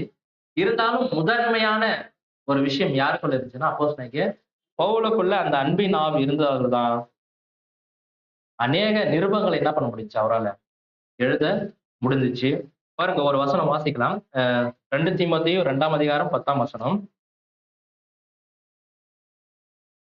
ஆகையால் ம். தெரிந்து கொள்ளப்பட்டவர்களுக்கு கிறிஸ்து இயேசுவினால் உண்டான ரட்சிப்பை நித்திய மகிமையோடு பெற்றுக் கொள்ளும்படி சகலத்தையும் அவர்கள் நிமித்தமாக பாருங்க 9ஆம் வசனம் தான் சொல்றானா, இந்த சுவிசேஷ நிமித்தம் நான் பாதகன் போல கட்டப்பட்டு துன்பத்தை அனுபவிக்கிறேன். யாருக்காக? அப்போஸ்தலனாகிய பவுல் இந்த அன்பின் ஆவி இருக்கிறதுனால அவர் என்ன பண்ணார் அப்படின்னு பார்க்கும்போது, இந்த சுவிசேஷத்தை நிமித்தமாக பாதகன் அப்படின்னா ஒரு மோசமான ஒரு நிலைமை இல்லைங்களா? பாதகன் போல கட்டப்பட்டு துன்பத்தை என்ன பண்றேன், அனுபவிக்கிறேன். ஏன் துன்பத்தை அனுபவிக்கணும்? அன்பின் ஆவி அவருக்குள்ள இருந்துச்சு. யாருக்காக அப்படின்னு பார்க்கும்போது, ஆகையால் தெரிந்து கொள்ளப்பட்டவர்கள் யாரு? யார் இந்த வசனத்துல வர தெரிந்து கொள்ளப்பட்டவர்கள்? சொல்ல மாட்டேங்கிறீங்க. நம்ம தான் தெரிந்து கொள்ளப்பட்டவர்கள். கிறிஸ்து இயேசுவினால் உண்டான ரட்சிப்பை நித்திய மகிமையோடு பெற்றுக்கொள்ளும்படி சகலத்தையும் அவர்கள் நிமித்தமாக. அப்படின்னா நமக்காக அப்போஸ்தலனாகிய பவுல் என்ன பண்ணிருக்காரு, அந்த அன்பின் ஆவி அவருக்குள்ள இருந்ததால நமக்காக அவர் என்ன பண்ணிக்கிறாரு, சகிச்சிருக்கிறாரு. ஏதோ அவருக்காக சகிச்சா பரவாயில்ல, யாருக்காக? நமக்காக சொல்றாரு பாருங்க. நமக்காக என்ன பண்ணிக்கிறாரு அப்படின்னு பார்க்கும்போது, அதை என்ன பண்ணிக்கிறார் அப்படின்னு பார்க்கும்போது சகிக்கிறேன் அப்படின்னு சொல்லியிருக்காரு. So, இந்த அன்பின் ஆவி இருந்ததால தான் அவரால் என்ன பண்ண முடிஞ்சுச்சு, அங்க இதை சகிக்க முடிஞ்சுச்சு அப்படின்றத நம்ம பார்க்கிறோம் சகோதர சகோதரிகளே. சோ அடுத்ததா நம்ம பார்க்கும்போது இதே ஒரு அன்பின் ஆவி தீமோத்தேயுக்குள்ள கூட என்ன ஆயிடுச்சு அப்படின்னு பார்க்கும்போது இருந்ததை நம்ம பார்க்கிறோம் இல்லைங்களா? So, அந்த அன்பின் ஆவி இருந்ததால தான் அவர் என்ன பண்ணார் அப்படின்னு பார்க்கும்போது அங்க அநேக பாடுகளை என்ன பண்றாரு அப்படின்னு பார்க்கும்போது அங்க சகிக்கிறாரு இல்லைங்களா? அநேக துன்பங்களை என்ன பண்றாரு அப்படின்னு பார்க்கும்போது அங்க சகிக்கிறாரு. இதே அப்போஸ்தலனாகிய பவுல் இந்த லெட்டரை எழுதும் போதே எந்த சூழ்நிலையில தான் இருக்கிறாரு? ஒரு கடினமான சூழ்நிலையில தான். எங்க இருக்கிறாரு? ஜெயில இருக்கிறாரு. இருந்துட்டு என்ன பண்றாரு அப்படின்னு பார்க்கும்போது இந்த விஷயத்தை எழுதுறாரு. அப்படி எழுதும் போது என்ன சொல்றாருன்னா தீமோத்தேயுக்கு, எபேசுல நீ படக்கூடிய ஒரு பாடுகள் தேவைதான் உனக்கு. ஏன்? ஏன்னா நானே என்ன பண்ணிருக்கிறேன் இதுக்கு முன்னாடி, நானே இந்த சுவிசேஷத்திற்காக அநேக பாடுகளை என்ன பண்ணிக்கிறேன், சகிச்சிருக்கிறேன். சகித்ததால் தான் நான் இப்ப இங்கே இருக்கிறேன், ஜெயில போய் உட்கார்ந்து இருக்கிறேன். அப்படின்னா தீமோத்தேயு நீ ஒரு விஷயம் புரிஞ்சுக்க, எபேசுல நீ படக்கூடிய பாடுகள் உனக்கு தேவைதான். ஏன்? ஏன்னா அன்பின் ஆவி உன்னை என்ன பண்ணணும், இப்ப வழி நடத்தணும். அனல் மூட்டி உன்னை என்ன பண்ணணும், இப்ப நானு எழுப்பி விடுறேன் தீமோத்தேயு. எபேசுல என்ன பண்ணு, தைரியமா போயிட்டு நீ பண்ணு, அதை எல்லாத்தையுமே பேஸ் பண்ணு அப்படின்னு சொல்லிட்டு இந்த ஒரு லெட்டர்ல என்ன பண்றாரு அப்படின்னு பார்க்கும்போது எழுதுறாரு அன்பான சகோதர சகோதரி. சோ அப்படின்னு நான் பார்க்கும்போது சகோதர சொல்லி இந்த அன்பின் ஆவி கிறிஸ்துவுக்குள்ள இருந்துச்சு, அப்போஸ்தலனாகிய பவுலுக்குள்ளயும் இருந்துச்சு. இப்ப யாருக்குள்ளயும் வருவதற்கு இந்த லெட்டர் எழுதுறாரு அப்படின்னா தீமோத்தேயுக்குள்ளயும் என்ன பண்றாருனாக்கா இந்த லெட்டர் என்ன பண்றாருனாக்கா எழுதுறாரு. சோ அடுத்ததா கடைசி ஒரு ஆவி எது? தெளிந்த புத்தி உள்ள ஆவி இல்லைங்களா? சோ அப்படின்னா இப்போ ஒரு கொஸ்டின் என்னன்னாக்கா, நம்ம எல்லாருக்குள்ளயும் தெளிந்த புத்தி இருக்குதுங்களா? இங்கிலீஷ்ல சவுண்ட் மைண்ட். சவுண்ட் மைண்ட் இருக்குங்களா? இருக்குதுங்களா? இருக்கா இல்லைங்களா? கிருஷ்ணாவர் தான் அப்படியே கேட்டாரு, சவுண்ட் மைண்ட் தெளிந்த புத்தி இருக்குது அப்படின்ட்டு. தெளிந்த புத்தி நம்மளுக்கு இருக்குங்களா? வந்தோம். அப்படிதான் நானும் புரிஞ்சுக்கினேன். ஆனா ரிசர்வ் என்ன சொல்றாருன்னா, நம்ம யாருக்குமே தெளிந்த புத்தி இல்ல அப்படின்னு சொல்றாரு.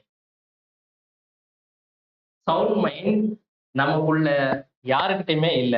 ஏன் அப்படின்னு சொல்றாரு அப்படின்னா, இந்த தெளிந்த புத்தி அப்படின்ற கிரேக்க வார்த்தை என்னன்னாக்கா, சோப்ரான் சிமோஸ். கொஞ்சம் படிக்கிறதுக்கே இந்த சென்டென்ஸ் கஷ்டமா இருந்துச்சு எனக்கு. சோப்ரான் சிமோஸ் அப்படின்ற கிரேக்க வார்த்தையினுடைய அர்த்தம் தான் என்ன அப்படின்னு பார்க்கும்போது, இந்த சவுண்ட் மைண்ட், தெளிந்த புத்தி. சோ இப்ப நம்ம எல்லாருக்குமே தெளிந்த புத்தி இருக்குதா அப்படின்னாக்கா, கண்டிப்பா நம்மளுக்குள்ள இல்ல. ஏன் இல்ல அப்படின்னு பார்க்கும்போது, சோ இந்த சொப்ரான் சமோஸ் அப்படின்ற இந்த வார்த்தைக்கு என்ன அர்த்தம் வருது அப்படின்னு பார்க்கும்போது, ஒன் சென்ஸ் ஆஃப் அப்படின்ற அந்த ஒரு என்ன சொல்லலாம்னாக்கா, புத்தியோட இருங்க அப்படின்லாம் நம்ம சொல்லுவோம் இல்லைங்களா ஒரு சிலருக்கு. அந்த ஒரு அர்த்தத்தை குறிக்கக்கூடியதாக இருக்கிறது. அதாவது தெளிந்த புத்தி அப்படின்ற அந்த வார்த்தையினுடைய இன்னொரு அர்த்தம் என்னன்னாக்கா, புத்தியோட இருங்க அப்படின்னு சொல்லுவோம் இல்லைங்களா, அந்த ஒரு வார்த்தையை குறிக்கக்கூடியதாக இருக்கிறது. சோ தெளிந்த புத்தி பரிபூரணமானது நம்மகிட்ட இருக்குது அப்படின்னு சொன்னோம். தெளிந்த புத்தி ஏன் இல்ல அப்படின்றதுக்கான விளக்கங்கள் சகோதரர் கொடுக்குறாரு. நீங்க ரீப்ரிண்ட் நம்பர் 2165 நீங்க வாசித்து பாருங்க. ஆக்சுவலி இங்கிலீஷ்ல தான் அது இருக்குது. தெளிந்த புத்தி பரிபூரணமானது, ஆரோக்கியமானது, குறையற்றது, நம்பிக்கைக்குரியது, பகுத்தறியும் திறன் கொண்டது, தவறே செய்யாது. ஒருத்தருக்குள்ள சவுண்ட் மைண்ட் இருந்துச்சு அப்படின்னா அவங்க என்ன பண்ண மாட்டாங்க, தப்பே செய்ய மாட்டாங்க. இப்ப நம்ம தப்பு செய்யறோமா அப்படின்னா நம்மளுக்குள்ள என்ன இல்லை, சவுண்ட் மைண்ட் இல்ல இல்லைங்களா? கொஞ்சம் கன்ஃபியூஷன் ஆகும் இந்த பாயிண்ட். அடுத்த பாயிண்ட் வரும்போது உங்களுக்கு கிளியர் ஆயிடும். ஸோ அப்படின்னா நம்மளுக்குள்ள இந்த சவுண்ட் மைண்டு இல்ல. ஏன் அப்படின்னாக்கா நம்ம தப்பு செய்யறோம். அதுக்கப்புறம் என்ன சொல்றாரு, உண்மை உள்ளது அது. என்ன எந்த ஆங்கிள் இந்த இந்த பாயிண்ட் சகோதரர் பேசுறாரு அப்படின்னா, நம்முடைய மைண்ட் என்ன மைண்டு, விழுந்து போன ஃபாலன் மைண்டு. இந்த மைண்டுக்குள்ள என்ன ஆகாது அப்படின்னா சவுண்ட் மைண்ட் இருக்காது. யாருக்குள்ள இந்த சவுண்ட் மைண்ட் இருக்குது அப்படின்னாக்கா, தேவனுக்குள்ள இருக்குது, கிறிஸ்துக்குள்ள இருக்குது. நம்ம பார்க்கலாம் யாருக்குள்ள இது இருக்குது அப்படின்றத. ஸோ அப்படின்னா ஏன் சவுண்ட் மைண்ட் நம்மளுக்குள்ள இல்லை அப்படின்னு சகோதரர் சொல்றாரு அப்படின்னா, நம்முடைய சுபாவமே எப்படியாப்பட்ட சுபாவம் அப்படின்னா விழுந்து போன பாவம். ஏன்னா நம்ம எல்லாருமே எப்படி இருக்கிறோம், பாவிகளா இருக்கிறோம். பரிபூரணமான சிந்தை நம்மளுக்குள்ள இல்ல. போன வாரம் பார்த்தோம் இல்லைங்களா சப்ஜெக்ட், பார்த்தோமா? என்ன சப்ஜெக்ட் பார்த்தோம்? இருதயத்தை பற்றி மட்டும்தான் பார்த்தோமா? சிந்தையை பத்தியும் பார்த்தோம் இல்லைங்களா? அப்படின்னா நம்முடைய சிந்தை பரிபூரணமான சிந்தை இல்ல. சவுண்ட் மைண்ட் யாருக்குள்ளதான் இருக்குன்னா, பரிபூரணமான சிந்தை யாருக்குள்ள இருக்குதோ அவங்களுக்குள்ளதான் இருக்கும். நம்ம எப்படியாப்பட்ட ஜனங்கள் அப்படின்னா, பாருங்க வசனம் வாசிக்கலாம். ஏசாயா 1 அதிகாரம் 5, 6. இன்னும் நீங்கள் ஏன் அடிக்கப்பட்டீர்கள்? அதிக அதிகமாய் விலகி போகும் கடையெல்லாம் ம். உள்ளங்கால் தொடங்கி முற்றத்துக்கு மட்டும் எதுவுமே இல்லை. அது கண் வீக்கமும் ஒதுக்கிற ரணமும் உள்ளது. ம். அது சீர்பிடிக்கப்படாமலும் கட்டப்படாமலும் எவையெல்லாம் ஆற்றப்படாமலும் இருக்கிறது. பாத்தீங்களா நம்மளுடைய நிலைமை எப்படி இருக்குதுன்னா, உள்ளங்கால் தொடங்கி உச்சம் தலை மட்டும் அதுல என்ன இல்ல, என்ன இருக்குது ஃபுல்லா, பாடி ஃபுல்லா. புரியுதுங்களா இந்த வசனம்? என்ன காயம், வீக்கம், நொதிக்கிற அப்படின்னா நம்ம பாடி, நம்முடைய ஃபிளஷ் எப்படி இருக்குது அப்படின்னாக்கா, நம்முடைய விழுந்து போன இந்த சுபாவம் எப்படி இருக்குதுனாக்கா, பாவத்தின் மூலமாக ஃபுல்லா வியாதி, இருதயம் எல்லாம் அலட்சியமா இருக்கு, பர்ஃபெக்ட் இல்ல, பரிபூர்ணமான சிந்தை நம்மளுக்குள்ள இல்ல. இதே விஷயத்துல இன்னொரு வசனத்துல அப்போஸ்தலன் பவுல் என்ன சொல்றாரு, அந்தபடியே நீதிமான் ஒருவனாகினும் இல்லை. சோ அப்படின்னா இப்ப இந்த சவுண்ட் மைண்ட் நம்மளுக்குள்ள என்ன ஆகலனாக்கா இல்ல. சோ அப்படின்னா ஏன் இல்ல அப்படின்னாக்கா, நம்ம எல்லாருமே பாவம் செய்யக்கூடியவர்கள் இல்லைங்களா? ஏன்னா சவுண்ட் மைண்ட் இருக்கிறவங்க பாவம் செய்வாங்க, தவறே செய்யக்கூடியவர்களாக அவங்க இருப்பாங்க அப்படின்றத சகோதரி சொல்றாரு. சோ அப்படின்னா நமக்குள்ள இந்த சவுண்ட் மைண்ட் என்ன இல்லை அப்படின்னாக்கா இல்ல. சரி, வேற ஒரு சில எக்ஸாம்பிள் பார்க்கலாம். இவங்களுக்குள்ள இருந்துச்சா அப்படின்ட்டு. தாவீதுக்குள்ள இருந்துச்சுங்களா sound mind? The great Alexander அவருக்குள்ள இருந்துச்சுங்களா சவுண்ட் மைண்ட்? இருந்துச்சா இல்லைங்களா? அப்படின்னா இவங்களுக்குள்ள கூட என்ன இல்ல, சவுண்ட் மைண்ட் இல்லை. ஏன்னா சவுண்ட் மைண்ட் இருந்துச்சுன்னா தவறே செய்யாது. தாவீது என்ன பண்ணிட்டாரு, தப்பு செஞ்சிட்டாரு. அப்படின்னா இது யாருக்குள்ள மட்டும்தான் இருக்கும் அப்படின்னு பார்க்கும்போது பிதாவாகிய தேவன்கிட்ட இருக்குது, இயேசு கிறிஸ்துட்ட இருக்குது.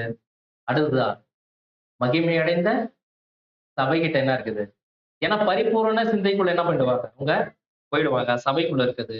அடுத்ததா உலக ஜனங்களுக்கு எப்ப சௌமியம் கிடைக்கும்? யுகாயுகத்திலயா? லிட்டில் சீசன் சொல்லலாங்களா? லிட்டில் சீசன்ல என்ன ஆகுனாக்கா அவங்களுக்கு இந்த சவுண்ட் மைண்ட் லிட்டில் சீசன் முடிஞ்சு அப்ப என்ன ஆகுனாக்கா அவங்களுக்கு சவுண்ட் மைண்ட் என்ன ஆகுனாக்கா அங்க கிடைக்கும் அப்படின்றத நம்ம பார்க்கிறோம். ஸோ அப்படின்னா சவுண்ட் மைண்டுக்கும் ஸ்பிரிட் ஆஃப் சவுண்ட் மைண்டுக்கும் வித்தியாசம் இருக்கு. இவ்வளவு நேரம் நம்ம பார்த்தது சவுண்ட் மைண்ட். இப்ப அடுத்த கேள்வி, ஸ்பிரிட் ஆஃப் சவுண்ட் மைண்ட் இருக்கா நம்ம கிட்ட? இருக்குது. ஸோ அப்படின்னா இந்த ஸ்பிரிட் ஆஃப் சவுண்ட் மைண்ட் யார்கிட்ட வாங்கணும்? நம்ம தேவன்கிட்ட கேட்டு வாங்கணும். பாருங்க, சவுண்ட் மைண்டுக்கும் ஸ்பிரிட் ஆஃப் சவுண்ட் மைண்டுக்கும் வித்தியாசம் இருக்கு. அதாவது சவுண்ட் மைண்ட் அப்படின்றது ஒரு பரிபூரணமான சிந்தை உடையவர்களுக்கு மட்டும்தான் இருக்கு இல்லைங்களா? ஆனா நம்ம எல்லாம் விழுந்து போன சுபாவத்துல இருக்கிறதால அந்த சவுண்ட் மைண்ட் நம்மளுக்குள்ள இல்லை. ஆனால் ஸ்பிரிட் ஆஃப் சவுண்ட் மைண்ட் இருக்குது. இது யார்கிட்ட நம்ம வாங்கணும் அப்படின்னாக்கா தேவன்கிட்ட வாங்கணும். அதுதான் அங்க வசனத்துக்கு சொல்றாரு, தெளிந்த புத்தி உள்ள ஆவி இல்லைங்களா? ஸ்பிரிட் ஆஃப் சவுண்ட் மைண்ட் இல்லைங்களா? இதை நம்ம தேவன்கிட்ட இருந்து என்ன பண்ணணும்னாக்கா நம்ம வாங்கணும். இந்த மாம்சத்துல நம்ம இருக்கிற வரைக்கும் நமக்கு என்ன இல்லை அப்படின்னு பார்க்கும்போது சவுண்ட் மைண்ட் இல்லை. ஆனால் ஸ்பிரிட் ஆஃப் சவுண்ட் மைண்ட் இருக்குது. ஸோ இப்போ ஸ்பிரிட் ஆஃப் சவுண்ட் மைண்ட் ஒருத்தருக்குள்ள இருந்துச்சு அப்படின்னா அவங்க எப்படி இருப்பாங்க? தேவனால் என்ன பண்ணப்படுவாங்க? அவங்க ஆளப்படுவாங்க. ஸோ அது நம்மளுக்கு என்ன பண்ணும் அப்படின்னு பார்க்கும்போது அநேக விஷயங்களை செய்யறதுக்கு என்ன பண்ணும்? ஒருவேளை ஒரு வாழ்க்கையில ஒரு முடிவு எடுக்கணும் அப்படின்னாக்கா ஸோ அதை தைரியமா என்ன பண்ணும்? நமக்கு அந்த சவுண்ட் மைண்ட் என்ன பண்ணுனாக்கா தேவன்கிட்ட இருந்து உணர்த்தும் அப்படின்றத நம்ம பார்க்கணும் இல்லைங்களா? ஒரு ஒரு முக்கியமான ஒரு டிசிஷன் எடுக்கணும் இப்ப நம்முடைய அந்த ஸ்பிரிச்சுவல் லைஃப்ல அப்படின்னாக்கா நேரா எங்க போவோம்? எதை யூஸ் பண்ணும்? தேவன்கிட்ட போயிட்டு அந்த சவுண்ட் மைண்டை தான் என்ன பண்ணும்? அது யூஸ் பண்ணும். தெளிந்த புத்தி உள்ள ஆவி என்ன பண்ணும்? அது யூஸ் பண்ணும் அப்படின்றத நம்ம பார்க்கிறோம் சகோதர சகோதரி. அதாவது சிம்பிளா சொன்னா தேவனுடைய ஆவியினால நம்ம என்ன பண்ணப்படுவோம்னாக்கா செயல்படுவோம் அப்படின்றத நம்ம பார்க்கிறோம் சகோதர சகோதரி. சகோதரர் ஒரு வார்த்தை சொல்றாரு என்னன்னாக்கா, தெளிந்த புத்தி என்பது ஒரு பரிபூரண சிந்தையாகும். நாம் எவ்வளவு கடினமாக முயன்றாலும் திரைக்கு இந்த பக்கம் இருக்கும் வரை நம்மால் ஒருபோதும் கொண்டிருக்க முடியாத ஒன்றுதான் எது அப்படின்னா இந்த சவுண்ட் மைண்ட். அப்படின்னா ஸ்பிரிட் ஆஃப் சவுண்ட் மைண்ட் நம்மளுக்குள்ள இருக்கிறது. பாருங்க, இன்னொரு வசனத்துல கூட அப்போஸ்தலன் பவுல் என்ன சொல்றாருனாக்கா நம்முடைய அழைப்பை பத்தி பேசுறாரு. எப்படி எனில் சகோதரரே, நீங்கள் அழைக்கப்பட்ட அழைப்பை பாருங்கள். மாம்சத்தின்படி ஞானிகள் அநேகர் இல்லை, வல்லவர்கள் அநேகர் இல்லை, பிரபுக்கள் அநேகர் இல்லை. நம்ம எல்லாம் யாருன்னு சொல்றாரு? பைத்தியமானவர்களை தேவன் என்ன பண்ணிக்கிறாருன்னா 1 கொரிந்தியர் 1:26. சோ இப்படிப்பட்ட நிலைமையில தான் நம்மளை தேவன் என்ன பண்ணிக்கிறாருன்னா அழிச்சிருக்கிறாரு. சோ ஆனால் நம்மளுக்குள்ள இப்ப என்ன வேணும் அப்படின்னு பார்க்கும்போது தெளிந்த புத்தி உள்ள ஆவி நம்மளுக்குள்ள என்ன ஆகும்னாக்கா இருக்கணும் அப்படின்றத இங்க சகோதரர் சொல்றதாக நம்ம பார்க்கிறோம். சோ அப்படின்னா தெளிந்த புத்தி உள்ள ஆவி என்பது நம்முடைய புதிய சிந்தையின் வளர்ச்சி அப்படின்ற பயன் கொடுக்குறது. தெளிந்த புத்தியின் ஆவின்றது நம்முடைய புதிய சிந்தையின் ஆவி. புதிய சிந்தை அப்படின்னா நம்ம கான்சிகரேஷன் பண்ணும்போது ஒரு நியூ மைண்ட் தேவன் கொடுத்தாரு இல்லைங்களா? அதனுடைய வளர்ச்சி தான் என்னன்னு சொல்றாருனாக்கா இந்த தெளிந்த புத்தியின் ஆவியாக இருக்கிறது.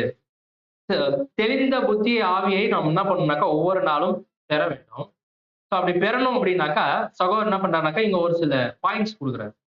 இந்த தெளிந்த புத்தியால நம்ம ஆளப்படணும் அப்படின்னாக்கா ஒரு சில பாயிண்ட்ஸ் என்ன சொல்றாருனாக்கா ஒரு சில வசனங்கள் கூட என்ன பண்றாருனாக்கா கொடுக்குறாரு. ஃபர்ஸ்ட் இந்த தெளிந்த புத்தி உள்ள ஆவி ஒருத்தருக்குள்ள இருக்கணும் அப்படின்னா அவர் கான்சிகரேஷன் ஆயிருக்கணும் அப்படின்னு சொல்றாரு. கான்சிகரேட்டட் அப்படின்னா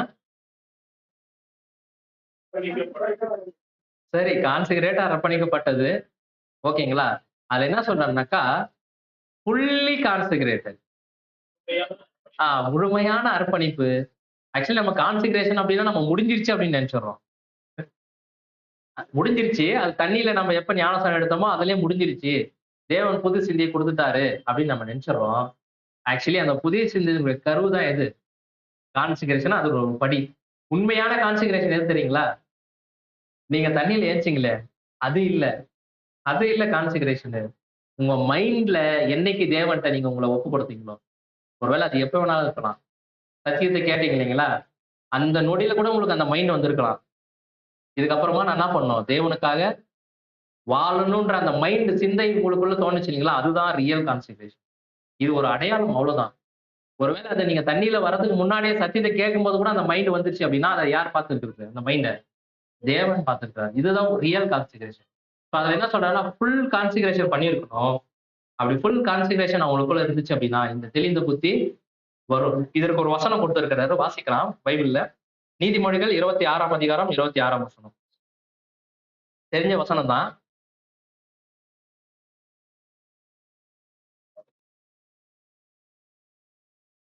அவையை வஞ்சகமாய் மறைத்து நீதிமொழிகள் 23, 26 என் மகனே உன் இருதயத்தை எனக்கு தா அப்படின்ற அந்த வசனம். சோ அப்படின்னா பாருங்க, தேவன்கிட்ட நம்முடைய இருதயத்தை என்ன பண்ணிக்கிறோம், நம்ம கொடுத்துருக்கிறோம். இப்ப கொடுத்திருக்கிற நம்ம ஏதாவது எடுத்து வச்சிடறோமா? நிறைய விஷயங்கள் என்ன பண்ணிடுறோம், தேவனுக்காக ஃபுல்லா கான்சென்ட்ரேஷன் பண்ணிட்டோம். ஆனால் கான்சென்ட்ரேஷன் பண்ண அந்த விஷயத்தை என்ன பண்றது, இப்ப தேவனுக்கு நம்ம கொடுக்காம என்ன பண்ணிக்கிறோம், ஒரு சில விஷயங்களை நம்மளுக்காக என்ன பண்ணிடுறோம், யூஸ் பண்ணிடுறோம் இல்லைங்களா? சோ அப்படி யூஸ் பண்ணோம் அப்படின்னா அது ஃபுல் கான்சென்ட்ரேஷன் ஆகுமா? ஆகுங்களா? ஏன்னா தேவன் நம்மகிட்ட எதிர்பார்க்கறது என்னன்னாக்கா, உன் முழு பலத்தோட என்ன பண்ணு செய்ய. உன் முழு பலத்தோட நம்ம செய்யும் பொழுது ஒரு சில விஷயங்கள் நமக்குன்னு நம்ம செஞ்சிட்டோம், தேவனுக்கு ஃபுல்லா என்ன பண்ணல செய்யல அப்படின் போது அது ஃபுல்ஃபில் ஆகுமா? ஆகாது இல்லைங்களா? சோ அப்படின்னா ஃபுல்லி கான்சென்ட்ரேஷன் தான் தேவன் நம்மகிட்ட எதிர்பார்க்கிறாரு. அது எப்ப அப்படின்னா நம்முடைய லைஃப் டைம். நம்ம லைஃப் டைம் ஃபுல்லாவே என்னதான் கான்சென்ட்ரேஷன் தான். நிறைய பேர் நம்ம என்ன நினைச்சோம்னா கான்சென்ட்ரேஷன்னா எப்போ முடிஞ்சிருச்சு நம்மளுக்கு, ஞானஸ்தானம் எடுத்தல பிரதர் அது அப்பயே முடிஞ்சிருச்சு, கான்சென்ட்ரேஷன் பண்ணிட்டோம் அப்படின்னு நினைச்சிருவோம். கான்சென்ட்ரேஷன்னா என்ன அப்படின்னா, நம்ம டெத் ஆகுற வரைக்கும், மாம்சத்துல நம்மளோட உயிர் போகிற வரைக்கும் நம்ம எதில் தான் இருக்கிறோம், அந்த கான்சென்ட்ரேஷன் லைஃப்ல தான் என்ன பண்றோம்னா இருக்கிறோம். அப்பதான் ஒரு எண்டு கிடைக்குது. அதுக்கு ரிவார்டு கிடைக்கிறது எப்ப அப்படின்னா அந்த டெத்துல தான். அது வரைக்குமே நம்ம என்ன செய்யணும் அப்படின்னு பார்க்கும்போது ஃபுல்லி கான்சென்ட்ரேஷன், முழுமையான அர்ப்பணிப்பு என்ன பண்ணணும் அப்படின்னு பார்க்கும்போது நம்ம செய்யணும் அப்படின்னு தான் நம்ம பார்க்கிறோம். ஸோ அடுத்ததா என்ன சொல்றாருனாக்கா, பெருமை என்ன பண்ணணும்னாக்கா நம்ம எடுத்து போடணும் அப்படின்னு சொல்றாரு. இது எல்லாமே சகோதரன் கொடுத்துருக்கிற பாயிண்ட்ஸ் தான். என்ன சொல்றாரு அப்படின்னாக்கா, ப்ரைட் பெருமை என்ன பண்ணணும் அப்படின்னு பார்க்கும்போது நமக்குள்ள இருந்து எடுத்து போடணும். வசனம் வாசிக்கலாம். நீதிமொழிகள் 28ஆம் அதிகாரம் 26ஆம் பைபிள்ல இருந்து வாசிருங்க. தன் தன் இருதயத்தை நம்புகிறவன் மூடன். ஞானமாய் நடக்கிறவன் 28, 26ங்களா? சரி. தன்னுடைய இருதயத்தை நம்புகிறவன் யாருங்களா? மூடன். ஒருவேளை நம்ம நம்மளையே நம்பிட்டு இருந்தோம் அப்படின்னு, நம்முடைய இருதயத்தையே நம்ம நம்பிட்டு இருந்தோம் அப்படின்னா நம்ம யாருங்களா? மூடன் அப்படின்னா இங்கிலீஷ்ல ஃபூலிஷ். உன் இருதயத்தை நம்பிட்டு இருக்கிறியா? ஏன் இந்த இருதயம் எப்படியாப்பட்டது? ஏதோ வசனத்துல பார்த்தேன் இல்லைங்களா, எப்படி இருக்குங்களா அது?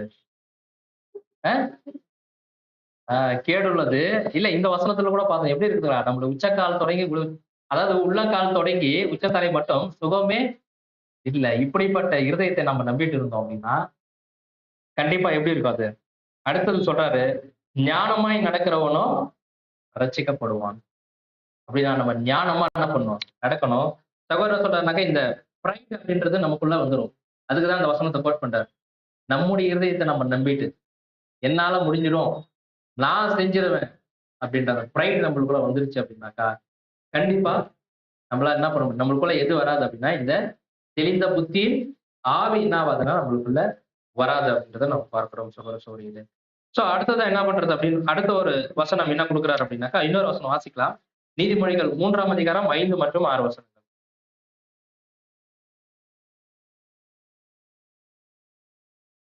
உன் சுய புத்தியின் மேல் சாயாமல் உன் முழு இருதயத்தோடும் கர்த்தரில் நம்பிக்கையால் இருந்து உன் வழிகளில் பாத்தீங்களா என்ன சொல்றேன்னா, உன் சுய புத்தியின் மேல் சாயாமல் அப்படின்னா நம்மளையே நம்ம நம்பிக்கிட்டு இல்லைங்களா, நமக்குள்ள இருக்கிறான் பாருங்க ஒரு பழைய மனுஷன்.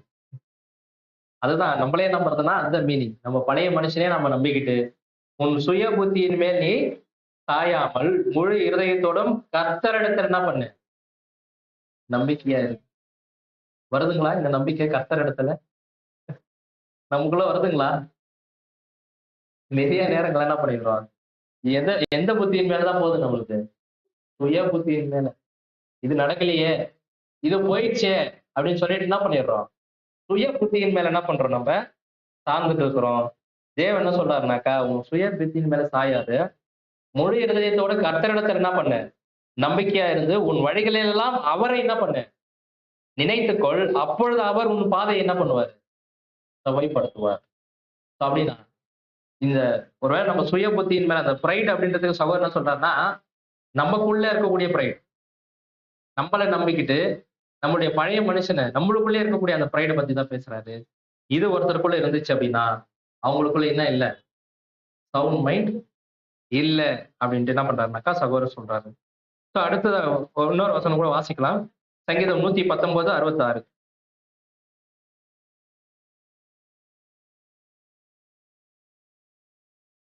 ஸோ இந்த பாயிண்ட்ஸ்க்கு என்ன சொல்றாரு அப்படின்னு பார்க்கும்போது, பி டீச்சபிள் அப்படின்னா தமிழ்ல நம்ம கற்பிக்கப்படணும் இல்லைங்களா? ஒருவேளை நம்ம கற்பிக்கப்பட மாட்டேன் அப்படின்னு ஒருவேளை நம்ம நினைச்சோம் அப்படின்னாக்கா இந்த வசனத்தை சொல்றாரு. 119ஆம் சங்கீதம் 66ஆம் வசனம். ம் ம்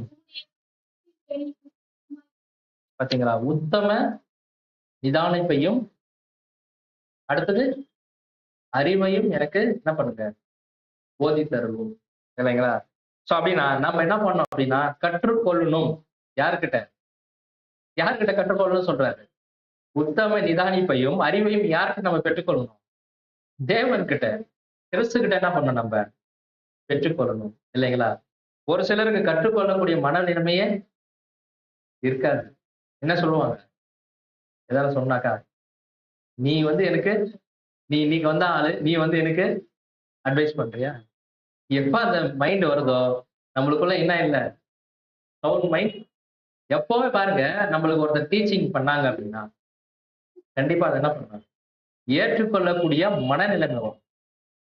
நீ என்ன சொல்றது, நான் என்ன கேட்கறதுன்னு இருந்தோம் அப்படின்னா சவுண்ட் மைண்ட் நம்மளுக்குள்ள என்ன ஆகுது, சவுண்ட் மைண்ட்ல தெளிந்த புத்தியின் ஆவி, ஸ்பிரிட் ஆஃப் சவுண்ட் மைண்ட் நம்மளுக்குள்ள என்ன ஆகுது அப்படின்னா நம்மளுக்குள்ள வேலை செய்யல அப்படின்றத நம்ம பார்க்கணும். அப்படின்னா பாருங்க, சவுண்ட் மைண்டுக்கும் ஸ்பிரிட் ஆஃப் சவுண்ட் மைண்டுக்கும் என்ன இருக்குது, வித்தியாசம் இருக்குது இல்லைங்களா? ஸோ இதே ஸ்பிரிட் ஆஃப் சவுண்ட் மைண்ட் யாருக்குள்ள இருந்துச்சு அப்படின்னு பார்க்கும்போது அப்போஸ்தலனாகிய பவுலுக்கும் ஆண்டவராகிய இயேசு கிறிஸ்துக்கும் இந்த லெட்டரை படிச்சுட்டு தீமோத்தேயுக்கும் இந்த ஆவி என்ன இருக்கும், வந்திருக்கும் இல்லைங்களா? தீமோத்தேயு இப்ப என்ன பண்றாரு அப்படின்னு பார்க்கும்போது பாருங்க, ஒரு ஒரு விஷயம் வசனத்தையும் படிக்கும்போது அவருக்குள்ள என்ன இருக்கும், பயர், ஆவியில் அனல் ஆயிருக்கும். இப்ப உங்களுக்குள்ள ஆவியில் அனல் வந்துச்சுங்களா இல்லைங்க? எங்க பிரதர் வந்துச்சு, தூங்கிட்டு தானே இருக்கிறோம், ஆவியில் அனல் எல்லாம் இருக்குது, கம்மி தான் பிரதர் ஆயிட்டு இருக்குது அப்படின்னு சொல்றீங்களா?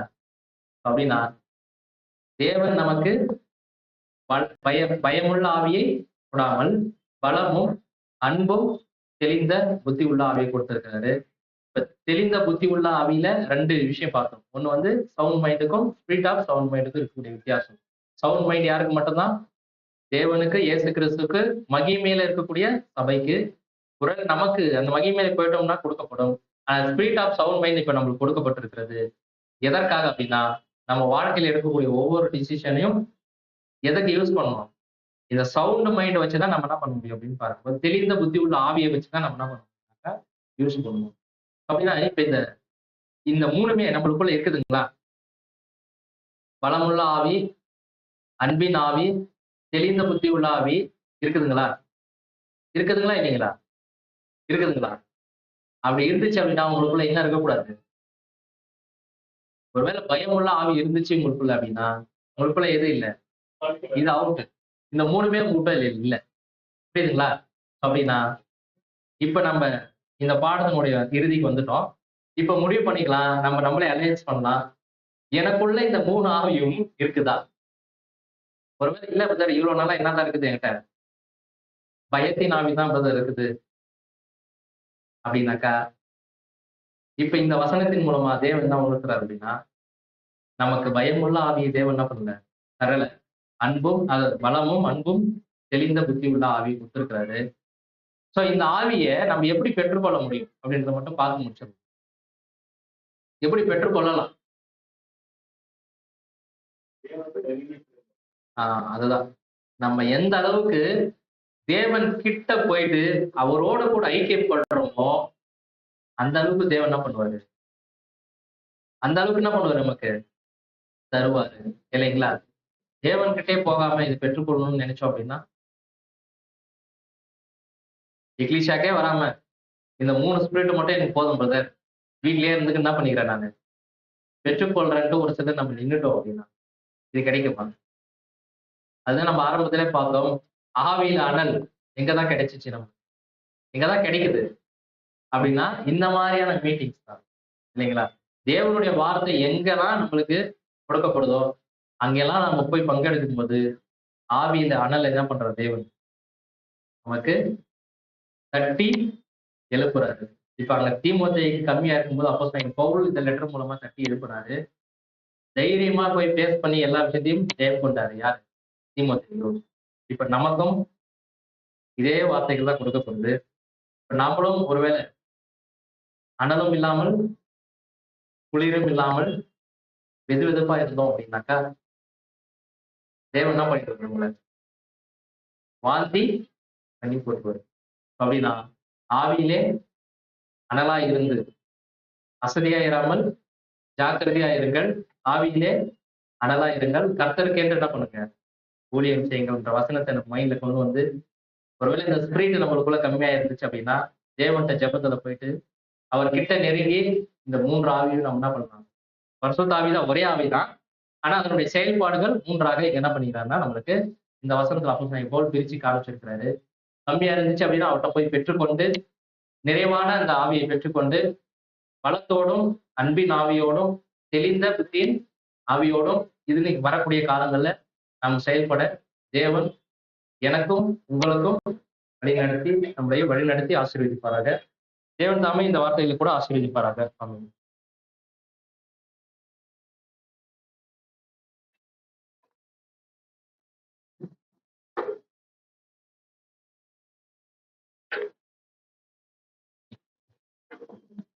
இது எடுத்துக்கிறீங்களா? சரி.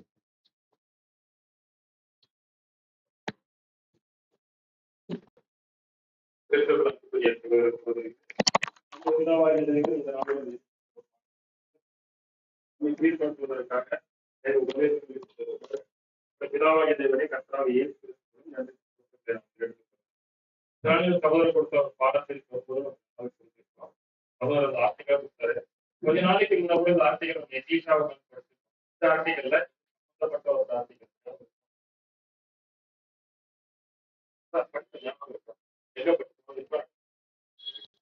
படிச்சோம். இதே சம்பந்தப்பட்ட ஆர்டிகல் தான் 15 ஆர்டிகல். இன்னும் இந்த ஆவிகளை குறித்து தேவன் கொடுக்கக்கூடிய ஆவிகள் குறித்து இன்னும் நல்லா புரிஞ்சுக்கிறீங்கன்னா, கிறிஸ்துவால 10th சாப்டர் படிப்பாங்க. தெரிந்த புத்தியுள்ள ஆவி சமூகమైన சகோதரர்கள் 7ஆம் வகுப்பு. பட் இன்னொரு சிம்பிளா சொன்னா ஒருத்தருக்குள்ள பயமுள்ள ஆவிக்குள்ள இருந்துச்சுன்னா சொல்லலாம் அவங்களுக்கு 3 ஆவி கிடைக்காது. பலமுள்ள ஆவி கிடைக்காது, அன்பின் ஆவியும் கிடைக்காது, சமூகమైన தெரிந்த புத்தியுள்ள ஆவி கிடைக்கும். ஃபார் எக்ஸாம்பிள், பழைய இந்த 3 ஆவி ஒரு ஆவி ஒருத்தர் புறஜாதிக்கு சொல்லியிருக்கேன். எகிப்தியரோட மருத்துவத்தைகள் பார்த்துருப்பீங்க. ஒரு கட்டளை போட்டு ஆர்டர் பாஸ் பண்ணிப்பாரு. நீங்க எல்லா குழந்தைகளும் என்ன பண்ணணும்? ஆண் குழந்தைகளா கொண்டு ஒரு நோட் கொடுக்கும். நீங்க அந்த புக்கை எடுத்து போய் யாத்திரை அதையும் ஒரு வருஷம் இவங்க இந்த மருத்துவத்தில் என்ன 2 வயசுக்கு உட்பட்ட குழந்தைகள் பண்ண மாட்டாங்க. என்ன காரணம்னா அது எழுதும்போது எழுதுவாங்க தேவனுக்கு பயந்த யாரு மருத்துவத்துக்கு தேவனுக்கு ஏன் பயன்படுறவங்க இவங்க குறைஞ்சது ஆனா தேவனுக்கு பயப்படும் பார்வனுக்கு பயப்படும். அதனால தைரியமா செய்வாங்க. சகோதரர் ஆர்டி 15 ஆர்டிகள் எழுதியிருப்பாரு. அப்ப இதுல இருந்து என்ன தெரியுது? மனுஷன் ஒரு மனிதனுக்குள்ள தலமுள்ள ஆவி உள்ள இருந்துச்சு இல்லைங்களா? ஆட்டோமேட்டிக்கா அவங்க அன்பின்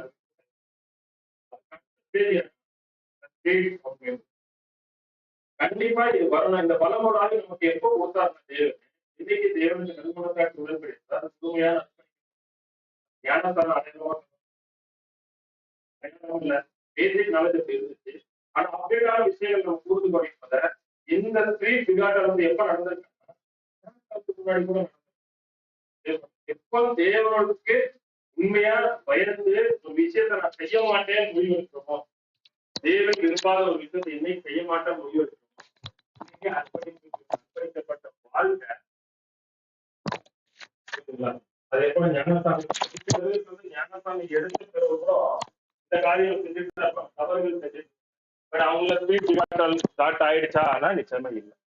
அதுதான் உண்மையான ஒரு அர்த்தம். அதுக்கு நிறைய ஆர்டிகல் சகோதரர் நிறைய மூத்த சகோதரர்களும் இந்த காரியத்தை பற்றி பேசியிருக்காங்க. சரி, ஒரு சின்ன எக்ஸாம்பிள் பாடத்தை சகோதரர் அருமையை கொண்டு போயிட்டாரு. நீங்க மறுபடியும் உட்காந்து படிச்ச இன்னும் அழகான விஷயங்கள் எல்லாம் அதுல புரிஞ்சுக்கலாம். ஒரு சின்ன எக்ஸாம்பிள், நமக்குள்ள டெஸ்ட் அனல் இப்ப வந்திருக்கா இல்லையான்ட்டு அடுத்த வாரம் ரிசல்ட் எல்லாம் எனக்கு தெரிஞ்சிடும். நான் பாத்துருவேன். ஏன்னா நான் வரமாட்டேன் அடுத்த வாரம், அவுட் ஆஃப் டெஷன் நான் பார்ப்பேன். அதுக்கு முன்னாடி இன்னொரு விஷயம் பாருங்களா, ஃபுல்லி கான்ஃபிகரேட் ஒரு விஷயத்த தேவனுக்கு நான் தர்றேன்னு சொல்லிட்டேன், அதிகாரப்பூர்வமா நான் தர்றேன்னு சொல்லிட்டேன். சரி, ஒருவேளை அதிகாரப்பூர்வமா தர்றேன்னு சொல்லிட்ட பிறகு மறுபடியும் நான் ஏதாவது குறை வச்சா என்ன நிலைமை? என்ன நிலைமை?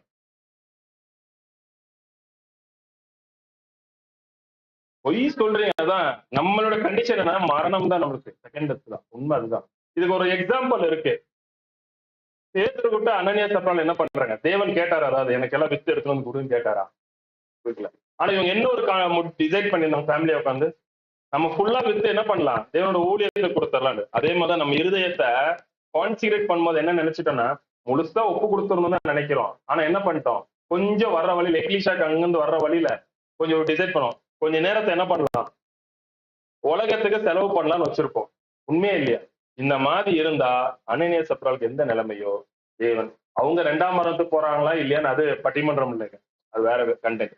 ஆனா ஒரு நிலைமை நாம அப்படி இருந்தா, ஒருவேளை தேவனுக்கு முழுசா அர்ப்பணிக்கப்பட்டா, அதான் கோபுரம் கெட்ட மனதா இருக்கிறவன் வரவு செலவு கணக்கு பார்க்கணுங்கிறது. இதுதான் முழுசா ஒரு வாட்டி நான் அர்ப்பணிக்கப்பட்டுட்டேன்னு வைங்களா, அப்ப புள்ளி கான்சிகரேட்டா அவங்களோட வருத்தம் வேற ரொம்ப பலமான பெரிய வேலை இல்லை. இது புள்ளி கான்சிகரேட் சரண்டர் ஆகணும், அவ்வளவுதான். தேவன்கிட்ட முழுசா சரண். அது ஒரு சகோதரர் சொல்லார், நீ தேவனுடைய ஜெயில் ஒண்ணு இருக்கும், அதுக்குள்ள போய் உட்கார்ந்துரு, அவ்வளவுதான். தேவன் என்ன ஒரு ஜெயிலர் என்ன சொன்னாரோ குற்றவாளி என்ன பண்ணணும், அதை பேச்சுதான் கேட்கணும். அவர் எந்த நேரத்துல சாப்பாடு அந்த நேரத்துல சாப்பிட முடியும். அந்த மாதிரி ஒரு வாழ்க்கை, அர்ப்பணிக்கப்பட்ட வாழ்க்கை வாழ்ந்தாவே போதும், தேவனுக்கு பிரியமா நம்ம வாழ்ந்துடும். ஒண்ணு. அடுத்த வாரம் டெஸ்ட் எப்படி கண்டுபிடிக்கணும், உங்களுக்குள்ள இந்த சப்ஜெக்ட் அனலா இருக்குன்னு எப்படி கண்டுபிடிக்கலாம் நீங்களே சொல்லிருங்க. அடுத்த வாரம் தான் கண்டுபிடிக்க முடியும், இந்த வாரம் கண்டுபிடிக்க முடியும். உங்க பிராக்டிக்கல் லைஃப்ல கண்டுபிடிக்க முடியும். எப்படின்னா, நான் 9 நம்ம சகோதரர்கள் ஒரு சில பேர் 9:15 வந்துருவாங்க. வந்து உட்கார்ந்து பார்த்தாவே அவங்க சொல்லிடுவாங்க, எனக்கு மெசேஜ் பண்ணிருந்தத. இப்ப சொல்லுங்க, யாராரு 9:30 வந்து உட்கார்ந்து இருக்கீங்களோ அவங்க எல்லாம் அனலா இருக்காங்க. நமக்கு நல்லாவே தெரியும்ல, 9:30 தானே அட்லீஸ்ட். தெரியுமா தெரியாது? தெரியும், ஆனாலும் நமக்கு லேட் ஆயிடும். பட் அதுக்கு அநேக சாக்குப்போக்கள், காரணங்கள், ரீசன்கள்லாம் வைக்கலாம். ஆனா தேவனோட சமூகத்துக்கு அந்த ரீசன் எதுவுமே வராது. அன்எக்ஸ்பெக்டா ஒரு ஆள் தவறுறது வேற விஷயம். ஆனாலும் நான் வாரம் தவறுறேங்கிறது அது துணிகரமா செயல்புரியுது. தவறா எடுத்துக்காதீங்க. நம்மளுடைய வார்த்தை சில டைம் கடிந்து கொள்வது மாதிரி தான் இருக்கும். ஏன்னா நமக்கு நல்லாவே தெரியும் 9:30 தான். இப்ப நீங்க 9:45 ஆச்சு, அங்க வந்து ஒரு எல்டர் எனக்கு மெசேஜ் பண்றாரு, ஏன் ஸ்டார்ட் பண்ணல? நான் மெசேஜ் பண்ணல, ஏன்னா இங்க ஆள் இல்ல. ஓகேங்களா? அதான் அன்பான சகோதரர்கள், அனல் இருந்துச்சுன்னு வைங்களா, கண்டிப்பா நம்ம என்ன பண்ணலாம், டைம் கீப் அப் பண்ணும். அனல்னா என்னங்க? Very simple. அனல் என்ன? அனல்னா என்ன? பக்தி வைராகியமா வேலை செய்ய போறோம், அவ்வளவுதான். யாருக்காக வேலை செய்ய போறோம்? தேவனுக்காக. இதுதான் வெரி சிம்பிள். அப்ப இந்த தேவனோட ஆவி அனுதினமும் நம்ம பெற்றுக்கொள்ள. ஆக்சுவலா இந்த 3 ஆவியும் வந்து ஒரே நாள்ல தேவன் கொடுக்க போறது இல்லை. விளக்கு எரிய எரிய என்ன கொஞ்சமா குறைய நம்ம ஊத்திக்கிட்டே இருக்கணும். ஆனா ஊத்துறது ஒரு வாட்டி தான் தேவனு. மத்த டைம்ல ஊத்துறதுக்கு ஸ்டோரேஜ் பண்றது யாரு தான் வரணும்? நம்ம தான் செய்யணும். அது நல்லாவே உங்களுக்கு தெரியும். அதெல்லாம் இதை ஸ்டோரேஜ் பண்ற எண்ணெயை நான் எங்க பர்ச்சேஸ் பண்ணணும்னா, சபையிலையும் உலகத்துல தான் நான் பர்ச்சேஸ் பண்ணும். அநேக பாடுகள் மத்தியில தான் இந்த பர்ச்சேஸ். இதே பவுல், இதே பர்னபா கொரிந்து சபைக்கெல்லாம் எழுதும் நினைச்சா, பாடுகள் இல்லாமல் உங்களுக்கு பரலோகம்ல இருந்து எழுதுவார். இப்ப பாடுகள் ஏன் இந்த பாடுகள் கொடுக்குறேன்னா, இங்கதான் தேவனோட ஆவியை உங்களுக்குள்ள அனல் வரணும்னா இந்த பாடுகள் வேணும், இந்த ஆயில் உங்களுக்கு நீங்க செலக்ட் பண்ணணும்னு அவர் எழுதுவார். நீங்க அந்த 5th வால்யூம்ல இருக்க விஷயங்களை படிக்க, அது அருமையான விளக்கங்கள் இருக்கு. இந்த பாடத்தை கொடுத்த நம்முடைய பிதாவாகிய தேவனுக்கும் கர்த்தராக இயேசு கிறிஸ்துக்கும் நன்றி தோற்றங்களை நம்ம ஏற்படுத்தலாம். தொடர்ந்து நம்ம அறிவிப்புக்குள்ள போலாம். வாரந்தோறும் புதன்கிழமை நடக்க லைஃப் எக்ஸ்பிரஸ் இருக்கு. அதிலும் அனைவரும் கலந்து கொள்ளும்படி பல்வேறு கேட்டுக்கொள்கிறோம். அதே மாதிரி வெள்ளிக்கிழமை தொடர்க்கும் டேபர்நாக்கல் கிளாஸஸ் இருக்கு. அதிலும் அனைவரும் கலந்து கொள்ளும்படியும் பயன்பெறும்படியும் தாழ்மையோடு கேட்டுக்கொள்கிறோம். அடுத்தது இந்த கூடுகை முருங்கப்புற ஒரு பக்கம் பெரிய ஸ்டடி நடக்கும், இன்னொரு பக்கம் யூத் மீட்டிங் நடக்கும். அதிலும் அனைவரும் கலந்து கொள்ளும்படியும் நம் தாழ்மையோடு கேட்டுக்கொள்கிறோம். அடுத்ததாக வெளியூருக்கு சென்றிருக்க சகோதரர்கள் பேர்கள் வாசிக்குவேன். சகோதரர் ராய் பிரதர் வள்ளியூருக்கு சென்றிருக்காங்க. சகோதரர் பிரகாஷ் பிரதர் கரூருக்கு சென்றிருக்காங்க. சகோதரர் பாஸ்கர் பிரதர் திருப்பத்தூர் சென்றிருக்காங்க. சகோதரர் ஸ்டீபன் பிரதர் தென்பட்டாக்கு சென்றிருக்காங்க. சகோதரர் ராஜேந்திரன் பிரதர் சிக்மங்களூர் போயிருக்காங்க. இவங்க அனைவருடையும் உங்க ஜபங்கள்ல தனிப்பட்ட விதத்துல நினைவு கூறும்படியும் நம்ம தாழ்மையோடு கேட்டுக்கொள்கிறோம். அடுத்ததாக நம்ம என்ன சொல்லியிருந்தா, ஒரு 3 வாரங்களா ஒரு அறிவிப்பு கொடுத்தோம். யூத் மீட்டிங் கான்ட்ரிபியூஷன் யாருன்னா கொடுக்க விருப்பம் இருக்கிறாங்க, அங்க கவர் இருக்கும், அந்த கவர்ல போட்டு நீங்க போடும்படியும் நம்ம தாழ்மையோடு கேட்டுக்கொள்கிறோம். அடுத்தது முக்கியமான ஒரு அறிவிப்பு என்னன்னா, யூத் மீட்டிங்க்கு நம்ம ஆல்ரெடி ஒரு சில சகோதரர்கள் 12 பேர்கிட்ட நம்ம செலக்ட் பண்ணியிருக்கோம். அது தொடர்ந்து நம்ம அறிவிச்சிட்டு இருக்கோம். அது என்னைக்கு நடக்கும்? இந்த வாரம் தான் நடக்கும். முக்கியமா யூத்துக்கு இந்த அறிவிப்பை சரியா கவனிச்சிங்க. அக்டோபர் 31ஆம் தேதி என்னைக்குன்னா வெள்ளிக்கிழமை காலையில நீங்க 9 மணிக்கு அங்க இருக்கணும். பட் எப்படி வரணும்னா, நமக்கு ஆல்ரெடி மெட்ரோ ஃபெசிலிட்டி உங்களுக்கு எல்லாருக்குமே தெரியும். இல்லைன்னா சகோதரர் பிரகாஷ் பிரதரை கால் பண்ணிக்கங்க, அவர் வரும்போது வந்துருங்க. மெட்ரோல நீங்க காடுகுடி ட்ரீ பார்க், என்ன பார்க்கு? Kadugodi tree park. அந்த இதுல இறங்கிட்டு பி சைடு, அதாவது நம்ம இறங்குற வைப்நலியில மெட்ரோ ட்ரெயின் ரைட் சைட்ல இறங்கணும். நீங்க இறக்கிட்டு ஒரு 300-400 மீட்டர் தான் ஹால் இருக்கும். பட் நீங்க இறங்கிட்டு அங்க பிரகாஷ் பிரதர் ராய் பிரதர் இருப்பாங்க, இல்ல நான் இருப்பேன். யாருக்குன்னா நீங்க கால் பண்ணுங்க. உங்களை ஆட்டோ இல்ல கார் ஃபெசிலிட்டி பண்ணிருப்போம், உங்களை பிக்கப் பண்ணிட்டு போயிருவாங்க. புரியுதுங்களா? என்ன tree park? Kadugodi tree park metro station. அங்க இறங்கிக்கணும் நீங்க.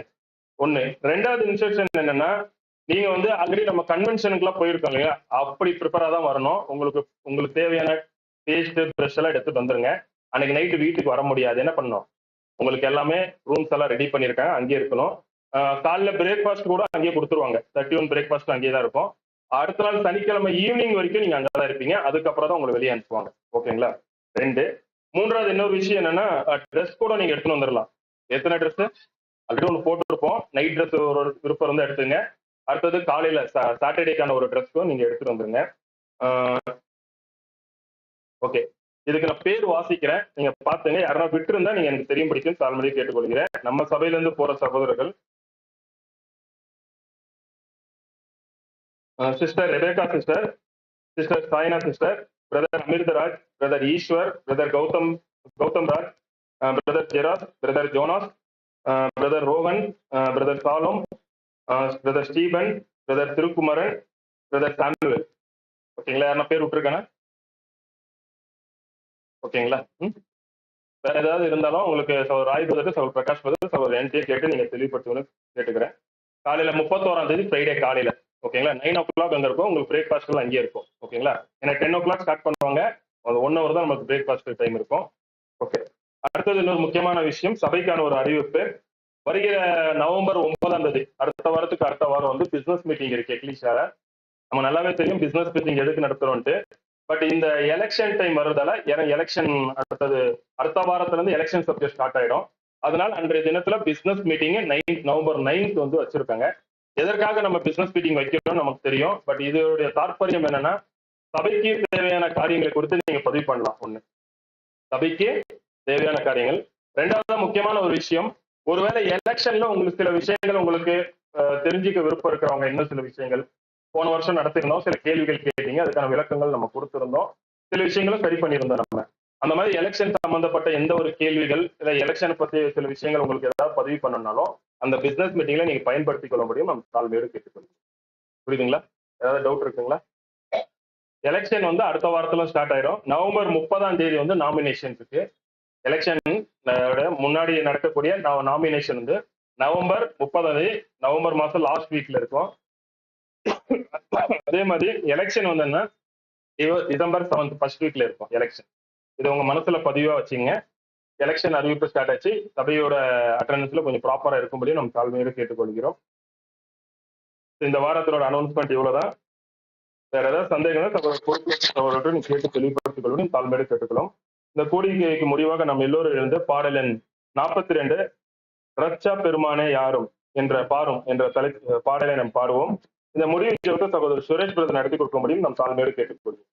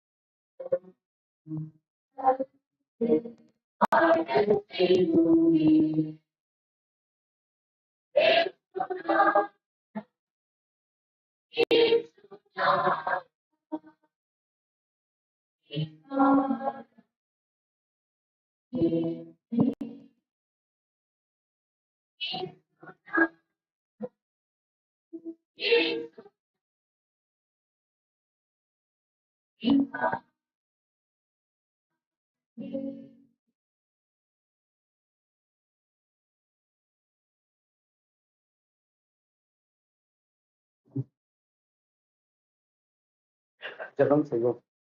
எங்களை அதிகமாக நேசிக்கிற அன்பின் பரலோக பிதாவே, அப்பா நீர் ஆசீர்வாதித்த இந்த நாளுக்காக உமக்கு நன்றி ராஜா. தகப்பனே, இந்த நாளில் நீ கொடுத்த சத்தியத்துக்காக உமக்கு நன்றி. இந்த நாளில் நீ தகப்பனே எங்களுக்கு ஒரு காரியத்தை நீ உணர்த்தி ராஜா, அதற்காக உமக்கு நன்றி ராஜா. எல்லாவற்றையும் நீ ஆசீர்வதித்து வழி நடத்துவதற்காகவும் உமக்கு நன்றிகளை கொண்டு ஒரு சிறு மனத்தாழ்மையான விண்ணப்பத்தை கூட உங்கள் அன்பின் ஆண்டவராக இயேசு கிறிஸ்து மூலமாக இருக்கிறோம். ஜெபத்தில்